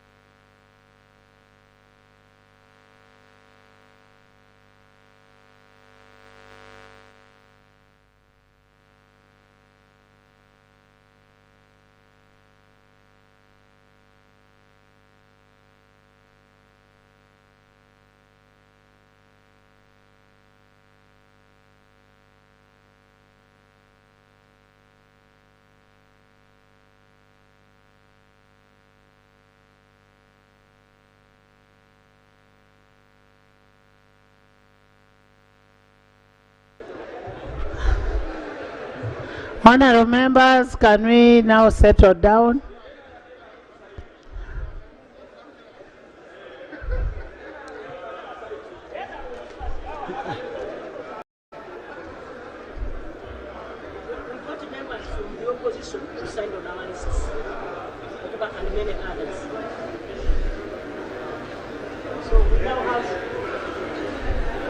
Did you sign this side? I call and him. Did you sign? Did you sign this side? Please sign. You are ours. You sign and then you will address it.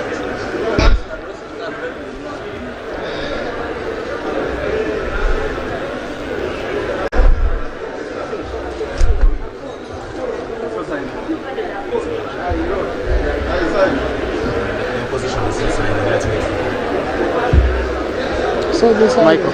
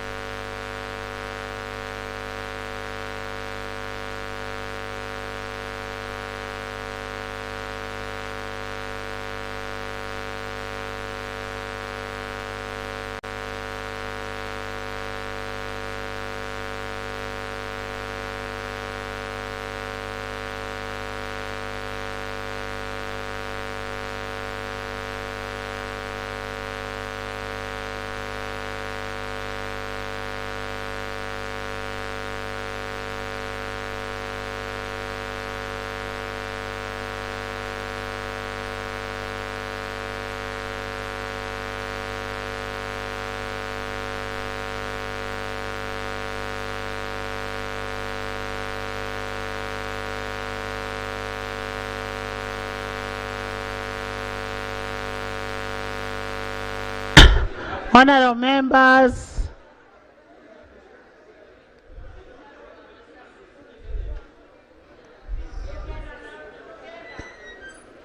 honorable members, can we have you in?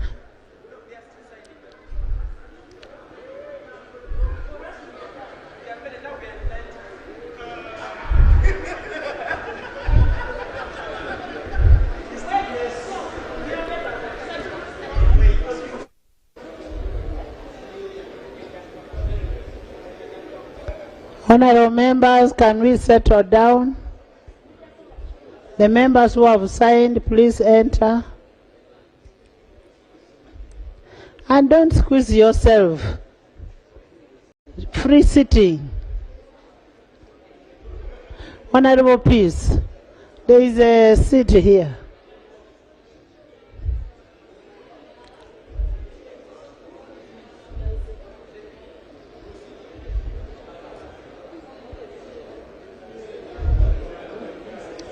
Solo.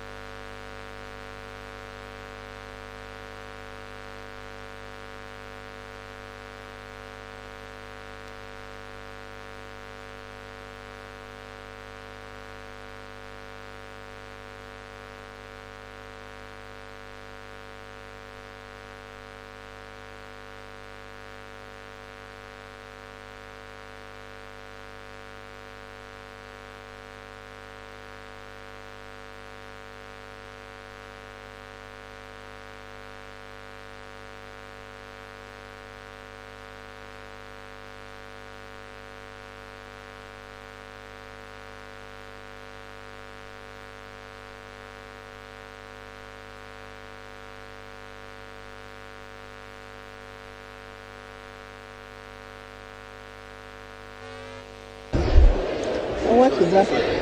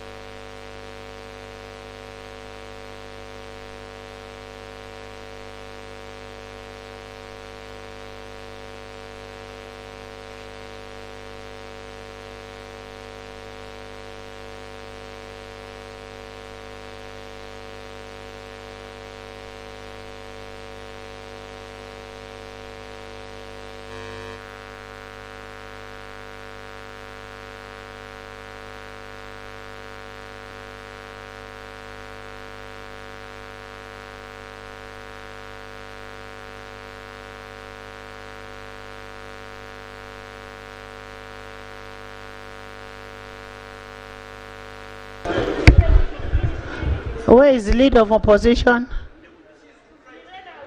No. I already have my book. Honorable members. Honorable members.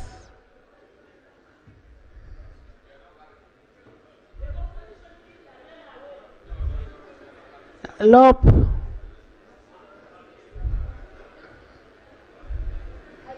Honorable members. The question is, honorable members, can I have order? The question is for suspension of Rule 107 that was moved by none other than Honorable Obua Hamson, the government chief whip, and those in favor are 292. And those against are 52. and abstainees is 1. The ayes have it. I have your books. The books have been delivered. Me, I have not been involved.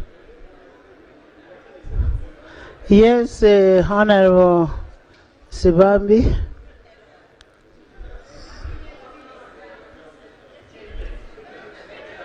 Switch on.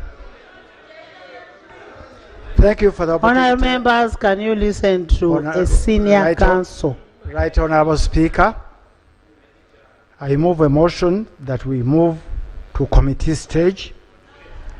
And I have only one reason. The bill has been discussed over and over. We have 7 reports before us, and we are ready to discuss clause by clause. So I pray that I move the House to go so that the question is put. 61. Yes, I beg to move that we go to committee stage. Seconded. Seconded. Seconded by Honorable Prosi, by the all front bench.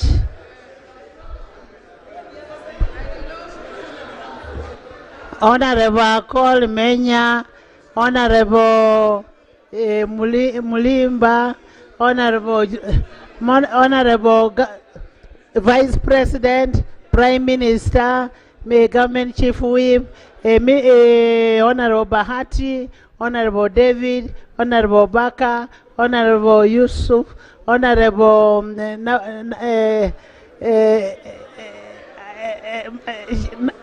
Mama Wabana, Honorable Amos, Honorable Abe, Honorable Guang, Okasai, Elders, Dr. Cheng, Honorable Doug, Honorable Paul,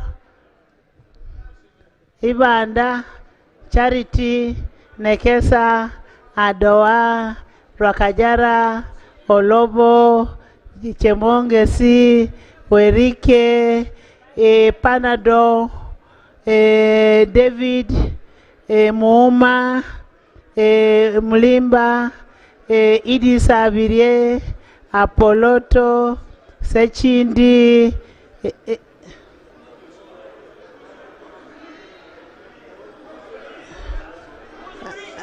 by the whole house on this side and the majority the other side.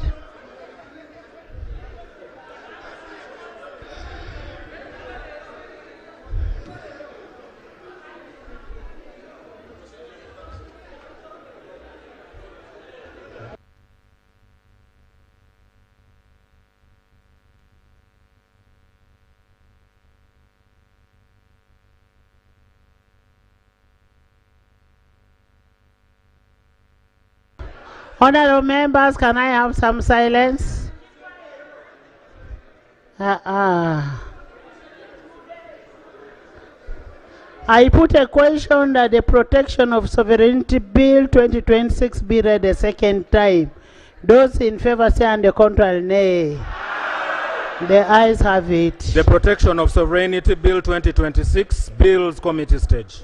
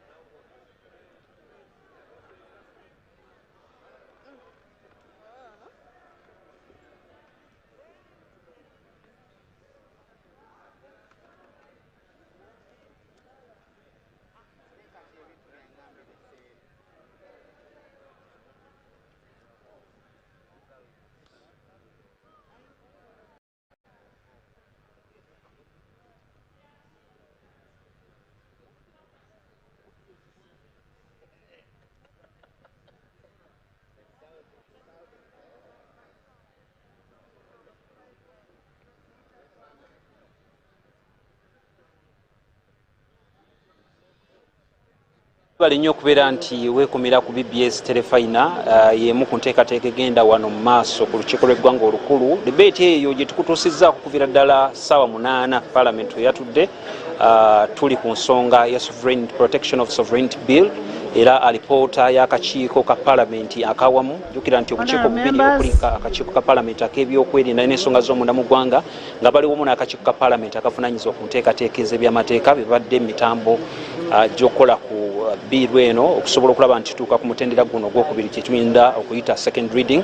Alipoota y'amaanyi esomeddwa ssentebe w'akakiiko ka Palamenti akavunaanyizibwa ku nsonga z'ebyokwerinda Wilson Kajwenje era ng'ono ayogedde ensonga nnyingi n'okusinga ddala ezo ezaateekebwako essira agamba nti zirina okugenda mu maaso n'okuyita naye ebimu ku bye tuyinza okusunulirako bye baddirizaamu maybe kyekibonerezo n'okusingira ddala ku misango egiba gisinze omuntu nti bwe tuba tutunulidde bonerezo ebimu n'okusingira ddala singa omusango oba gukusinze wabaddewo okusiba emyaka egiwerera ddala 20 naye basazeewo mu alipoota yaabwe ne bagamba nti giddirizibwemu gibeere ati lisi myaka 10 bwe zibeera kalense point zive ku 2000 okutuuka ku nusu okuva ku mitwalo 2 okutuuka ku mutwalo 1 naye kyolina okumanya nti kalense point emu erimu emitwalo 2 egya Uganda so kubisaamu awo n'ebirala ebigwa mu kuweeri. So alipoota z'abatono zibadde nnyingi, zibadde alipoota ziwera ddala 6 okubadde ey'omubaka Abdallah Kiwanuka, okubadde ey'omubaka Betty Namboze Bakireke, okubadde ey'omubaka Gilbert Olanya, okubadde ey'omubaka Jonathan Odo, okubadde ey'omubaka Medard Lubega Seggona, nga bano be bamu ku abo be tuyinza okugamba nti basomye alipoota zaabwe ez'abatono eri olukiiko olukulu lw'eggwanga. Naye mu kiseera kino enteekateeka zikyagenda mu maaso. Twegatiddwako mu kubawandiisa alipoota y'abatono omubaka Abdallah Kiwanuka ate munnamateeka nga y'omu ku batuula kakiiko ak'enkizo ababadde emabega w'ensonga eno. Honorable biki bimwasinziddeko kuba ebyo tuli mu alipoota y'abangi era olugendo mululabawa kuba tulaba n'ennamba yammwe entono ki kye mubadde mugezaako okugyayo? Neyanziza basebo ne banyabo abatulaba ku BBS telefayina mbalamusizaako akawungezi kale tukyali wano ku Parliament era okuteesa kukyagenda mu maaso. Mwenna mugobadde mujja mugoberera bulungi nnyo speed eteeka lino kwe liddukira. Ebimu ku bye tuvunaana abantu bano abakoze report gye bayita ey'abangi kwe kulowooza nti basobola otusikambula ku kifuba twekkaanye bwekkaanya oba tusayininge busayininzi. Ebimu ku byatuviiriddeko embeera eyo obwakabaka bwa Buganda ekyokulabirako ekyamangu bwayisa ebirowoozo byabyo era ne buweereza wano ku Parliament. Twatuuse okubasaba ekiwandiiko ky'obwakabaka bwa Buganda nga tekirabikako nga batugamba tebakirina. Ne tubasaba ekiwandiiko eky'abannayuganda abali ebweru bye baawandika nga biyisa mu kibiina kya NUP nga tebakiraba. Ebirowoozo bya Makerere Law Society nga tebiriiwo. Ekitegeeza nti babadde bagezaako okukuta n'ebimu ku biwandiiko ne batugaana okubyakisesinga. Nawe ekityo amateeka gagamba nti bw'omala okuwandiika lipoota eyo oba nga tunatuuka na ku lipoota tulina okuteesa kawaayiro ku kawaayiro. Abo abasajja era ebimu ku byatuviirako okufunamu ensasagge ku wiikendi kwe kwagala okuyisa nti ekyo kiise nga tukikubaganyaako birowoozo kimu ku kimu. Of course akugoba tabulako kyakusuuza. Twabasuuzizza ebintu bingi. Mubasuuziza ki? Okuviira ddala ku foreigner yaani omugwira yaani munnayuganda n'avaamu mu mbeera eyo ne tubasuuza kubanga mujjukire baali bagamba ekibonerezo kya mitwalo miliyoni 4 oba okusiba emyaka 2. Bw'obanga muntu nga bwebeera kampani bw'obanga oli muntu biliyoni 2 bw'obanga oli kampani biliyoni 4 ebyo ne bikendeera bigenze bikendeera naye era bikyali waggulu. Munnansi bameka basobola akawumbi okukasasula. So at the end of the day tuze tubasuuza ebintu bingi ne tuteesa ne tugamba naye bannaye nga bikyali awo. Bbago libenya ne ssemateeka. Nze bannansi nga balangobye mu constituency. Ekisaawa eno mbeera sikyala bafiiringira ebiseera bingi. Kati member wa Parliament yali wano ali mu kuteesa bino abannansi bamugobye kyokka yali wano mu kubayisiza etteeka ekkakali era bimu ku recommendations etuteesa ne tugamba no mu maaso eyo okulonda ekubanga kwakaggwa member wa parliament abanabeerawo tebakolenga mateeka mabago gali contentious makakali nga kaluka akagwa kubanga babeera bangi babagyeeko mandate akasemberayo ddala ku nsonga eyo nga tumaliriza emisango emikadde gye gisala emipya. Jacob Oulanyah yakyogera bulungi nti amendments ozijja mu biiru bweri nga akyali mulamu ne zibeera nnyingi nga bwe ziri wano ebyo bibeera bifumuddeyo obuzibu ne munoonya ebirowoozo tubitadde wano n'olabye nga mwana wattu speaker ayagala kusalawo bulala naye nga record eri very clear ku nsonga eyo tukyalemeddewo wano tugenda batwaliriza oba oliawo tugenda basuuzaako ensonga ezimu endala naye tetugenda ku mulundi guno kukkiriza ntumale gabaleka bulesi bayise ekintu kyabwe tukimanyi bulungi nti bakedde wa president n'aba briefing yoya briefing naye bateeka mu mitwe era tukimanyi bulungi naye nabo batusiima omulimu omulungi gwe tukoze ne bagamba kati awo kiri yaddeko naye ngera kikyali kibi ye munnamateeka Abdallah Kikwanuka mubaka wa Mukono North mu lukiiko lw'eggwanga olukulu enteekateeka zikyagenda ddala mu maaso kati njagala bakwasa Nalongo Farida Nakayiza otwala abantu mu mawulire kuba tukimanyi nti neera bagalindiridde enteekateeka ebadde ku Palamenti gibatuusizzaako kuviira ddala ssaawa 8 so kazina tukakwasa Farida Nakayiza otwala abantu mu mawulire gambuuze.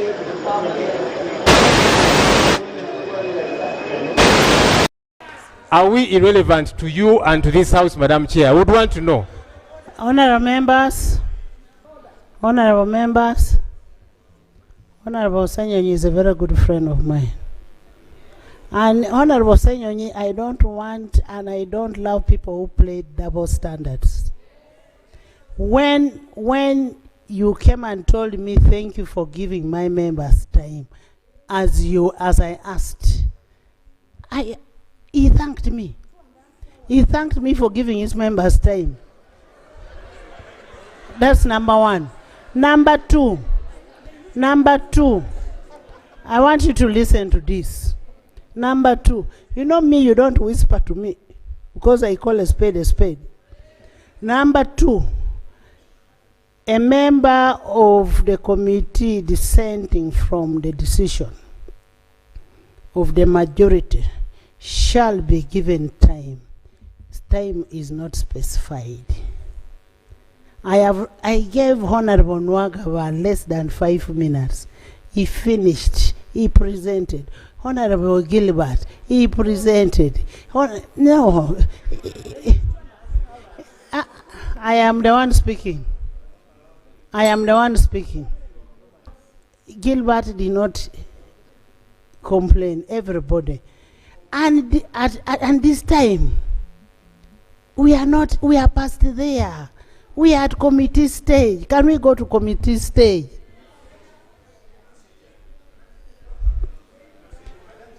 Two, you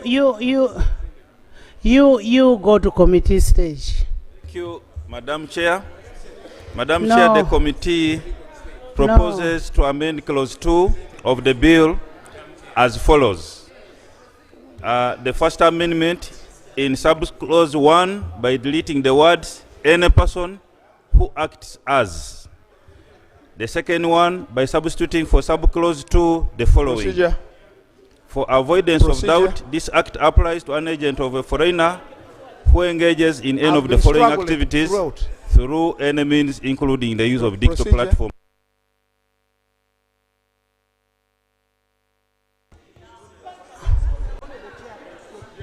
I will give you after. Engage in political activities in Uganda to further the interests of a foreigner. I'll give you when to reach B. that Solicit, collect, disperse, or dispense contributions, loans, money, or other things of value for the purpose of financing or sponsoring political activities to further the interests of a foreigner. C. Represent the interest of a foreigner before any agency or official of government of Uganda for the purpose of engaging in political activities in Uganda. D. Recruit, contract, engage, enter into a partnership or sponsor any person in Uganda to promote the interests of a foreigner for the purpose of engaging in political activities in Uganda. E. Agree, consent, assume, or purport to act as, or who is or holds himself or herself out to promote the interest of a foreigner against the interests of Ugandans. No, I have a procedural issue to raise. F, without the approval of cabinet, influences the development of a policy of government or implements a policy of government. And G, influence the public to oppose the policy of government. Another amendment, Madam Chair, by inserting immediately after subclause 3 the following. For avoidance of doubt, Madam and Chair, notwithstanding the right to provisions fair of this hearing section, is this non-derogable. act shall not apply to monies or funding received from a foreigner by a supervised institution or a person or institution regulated by a regulatory body and an act of parliament for purposes of meeting its regulatory requirements or for purposes of undertaking its commercial, licensed or permitted activity under an act of parliament. B, a health or medical facility for purposes of performing an activity permitted under the laws of Uganda to be undertaken by a health or medical facility.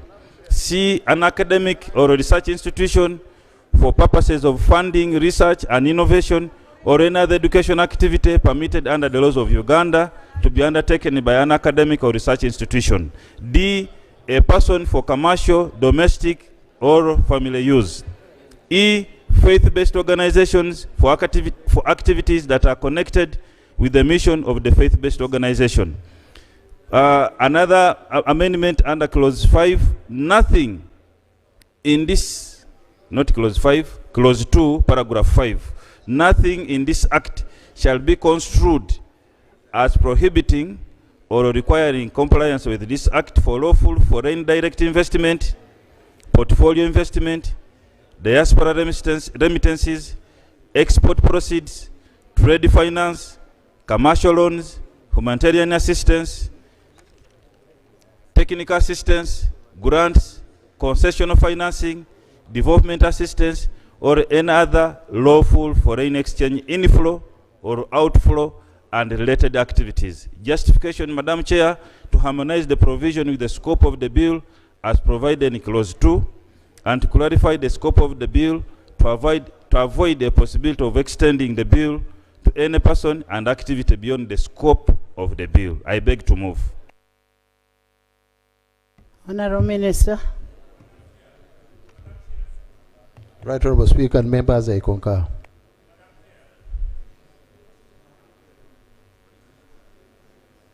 Thank you very much, Madam Chair. Madam Chair, we didn't have opportunity, but first of all, I wanted to be on record that the committee have done great work compared to the original bill. Because, Madam Chair, I engage a lot on international issues and finance. If we had, you have opted to leave it out. If we had handled the interpretation clause, it would have made the remaining clause for us to move smoothly. But you have opted like that. It is now going to create for us, because interpretation means a lot. It's virtually 90%. Issues of foreign agent is what has disturbed us for all this time. So I wanted to request, Madam Chair, that after handling clause 2, we go back to clause 1, handle interpretation, because it sorts out the bill entirely and really closes the matter. I agree with you. Thank you. I put a question that clause 2 be amended as proposed. Those in favor say and the contrary nay. The ayes have it. Clause 2 as amended. I put a question that clause 2 as amended stands part of the bill. Those in favor say and the contrary nay. The ayes have it. Clause 1. Clause 1. Madam Chair, the committee proposes to amend clause 1 as follows. The first one is by substituting for the definition of agent of a foreigner the following. Agent of a foreigner means a person who engages in any of the activities referred to in section 2 as an agent, representative, or employee of a foreigner on the order, request, supervision, or under the direction or control of a foreigner, or while being financed or subsidized by a foreigner. Another amendment in the definition of disruptive activities by deleting paragraph C. Another one. E. Oh, sorry, paragraph E. Another one is by substituting for the definition of foreigner the following. Foreigner includes a non-Ugandan citizen who engages, undertakes, supervises, controls, finances, or subsidizes the activities specified in section 2.2. B, a foreign government, consulate, high commission, embassy, or other diplomatic mission which engages, undertakes, supervises, controls, finances, or subsidizes the activities specified in section 2.2. And C, a corporation, non-government organization, or any legal entity, incorporated, unincorporated, or registered outside Uganda, which engages, undertakes, supervises, controls, finances, or subsidizes the activities specified in section 2.2. D, an international or multinational organization which engages, undertakes, supervises, controls, finances, or subsidizes the activities specified in section 2.2. Another amendment by deleting the definition of person. Another one by inserting the following definitions in their appropriate alphabetical order. F, activities means any activity aimed at influencing the enactment of legislation, the formulation of policy, or the decision making of government or the people of Uganda, and includes A, fundraising, sponsoring, registering, nominating, supporting, or campaigning for a candidate in an election.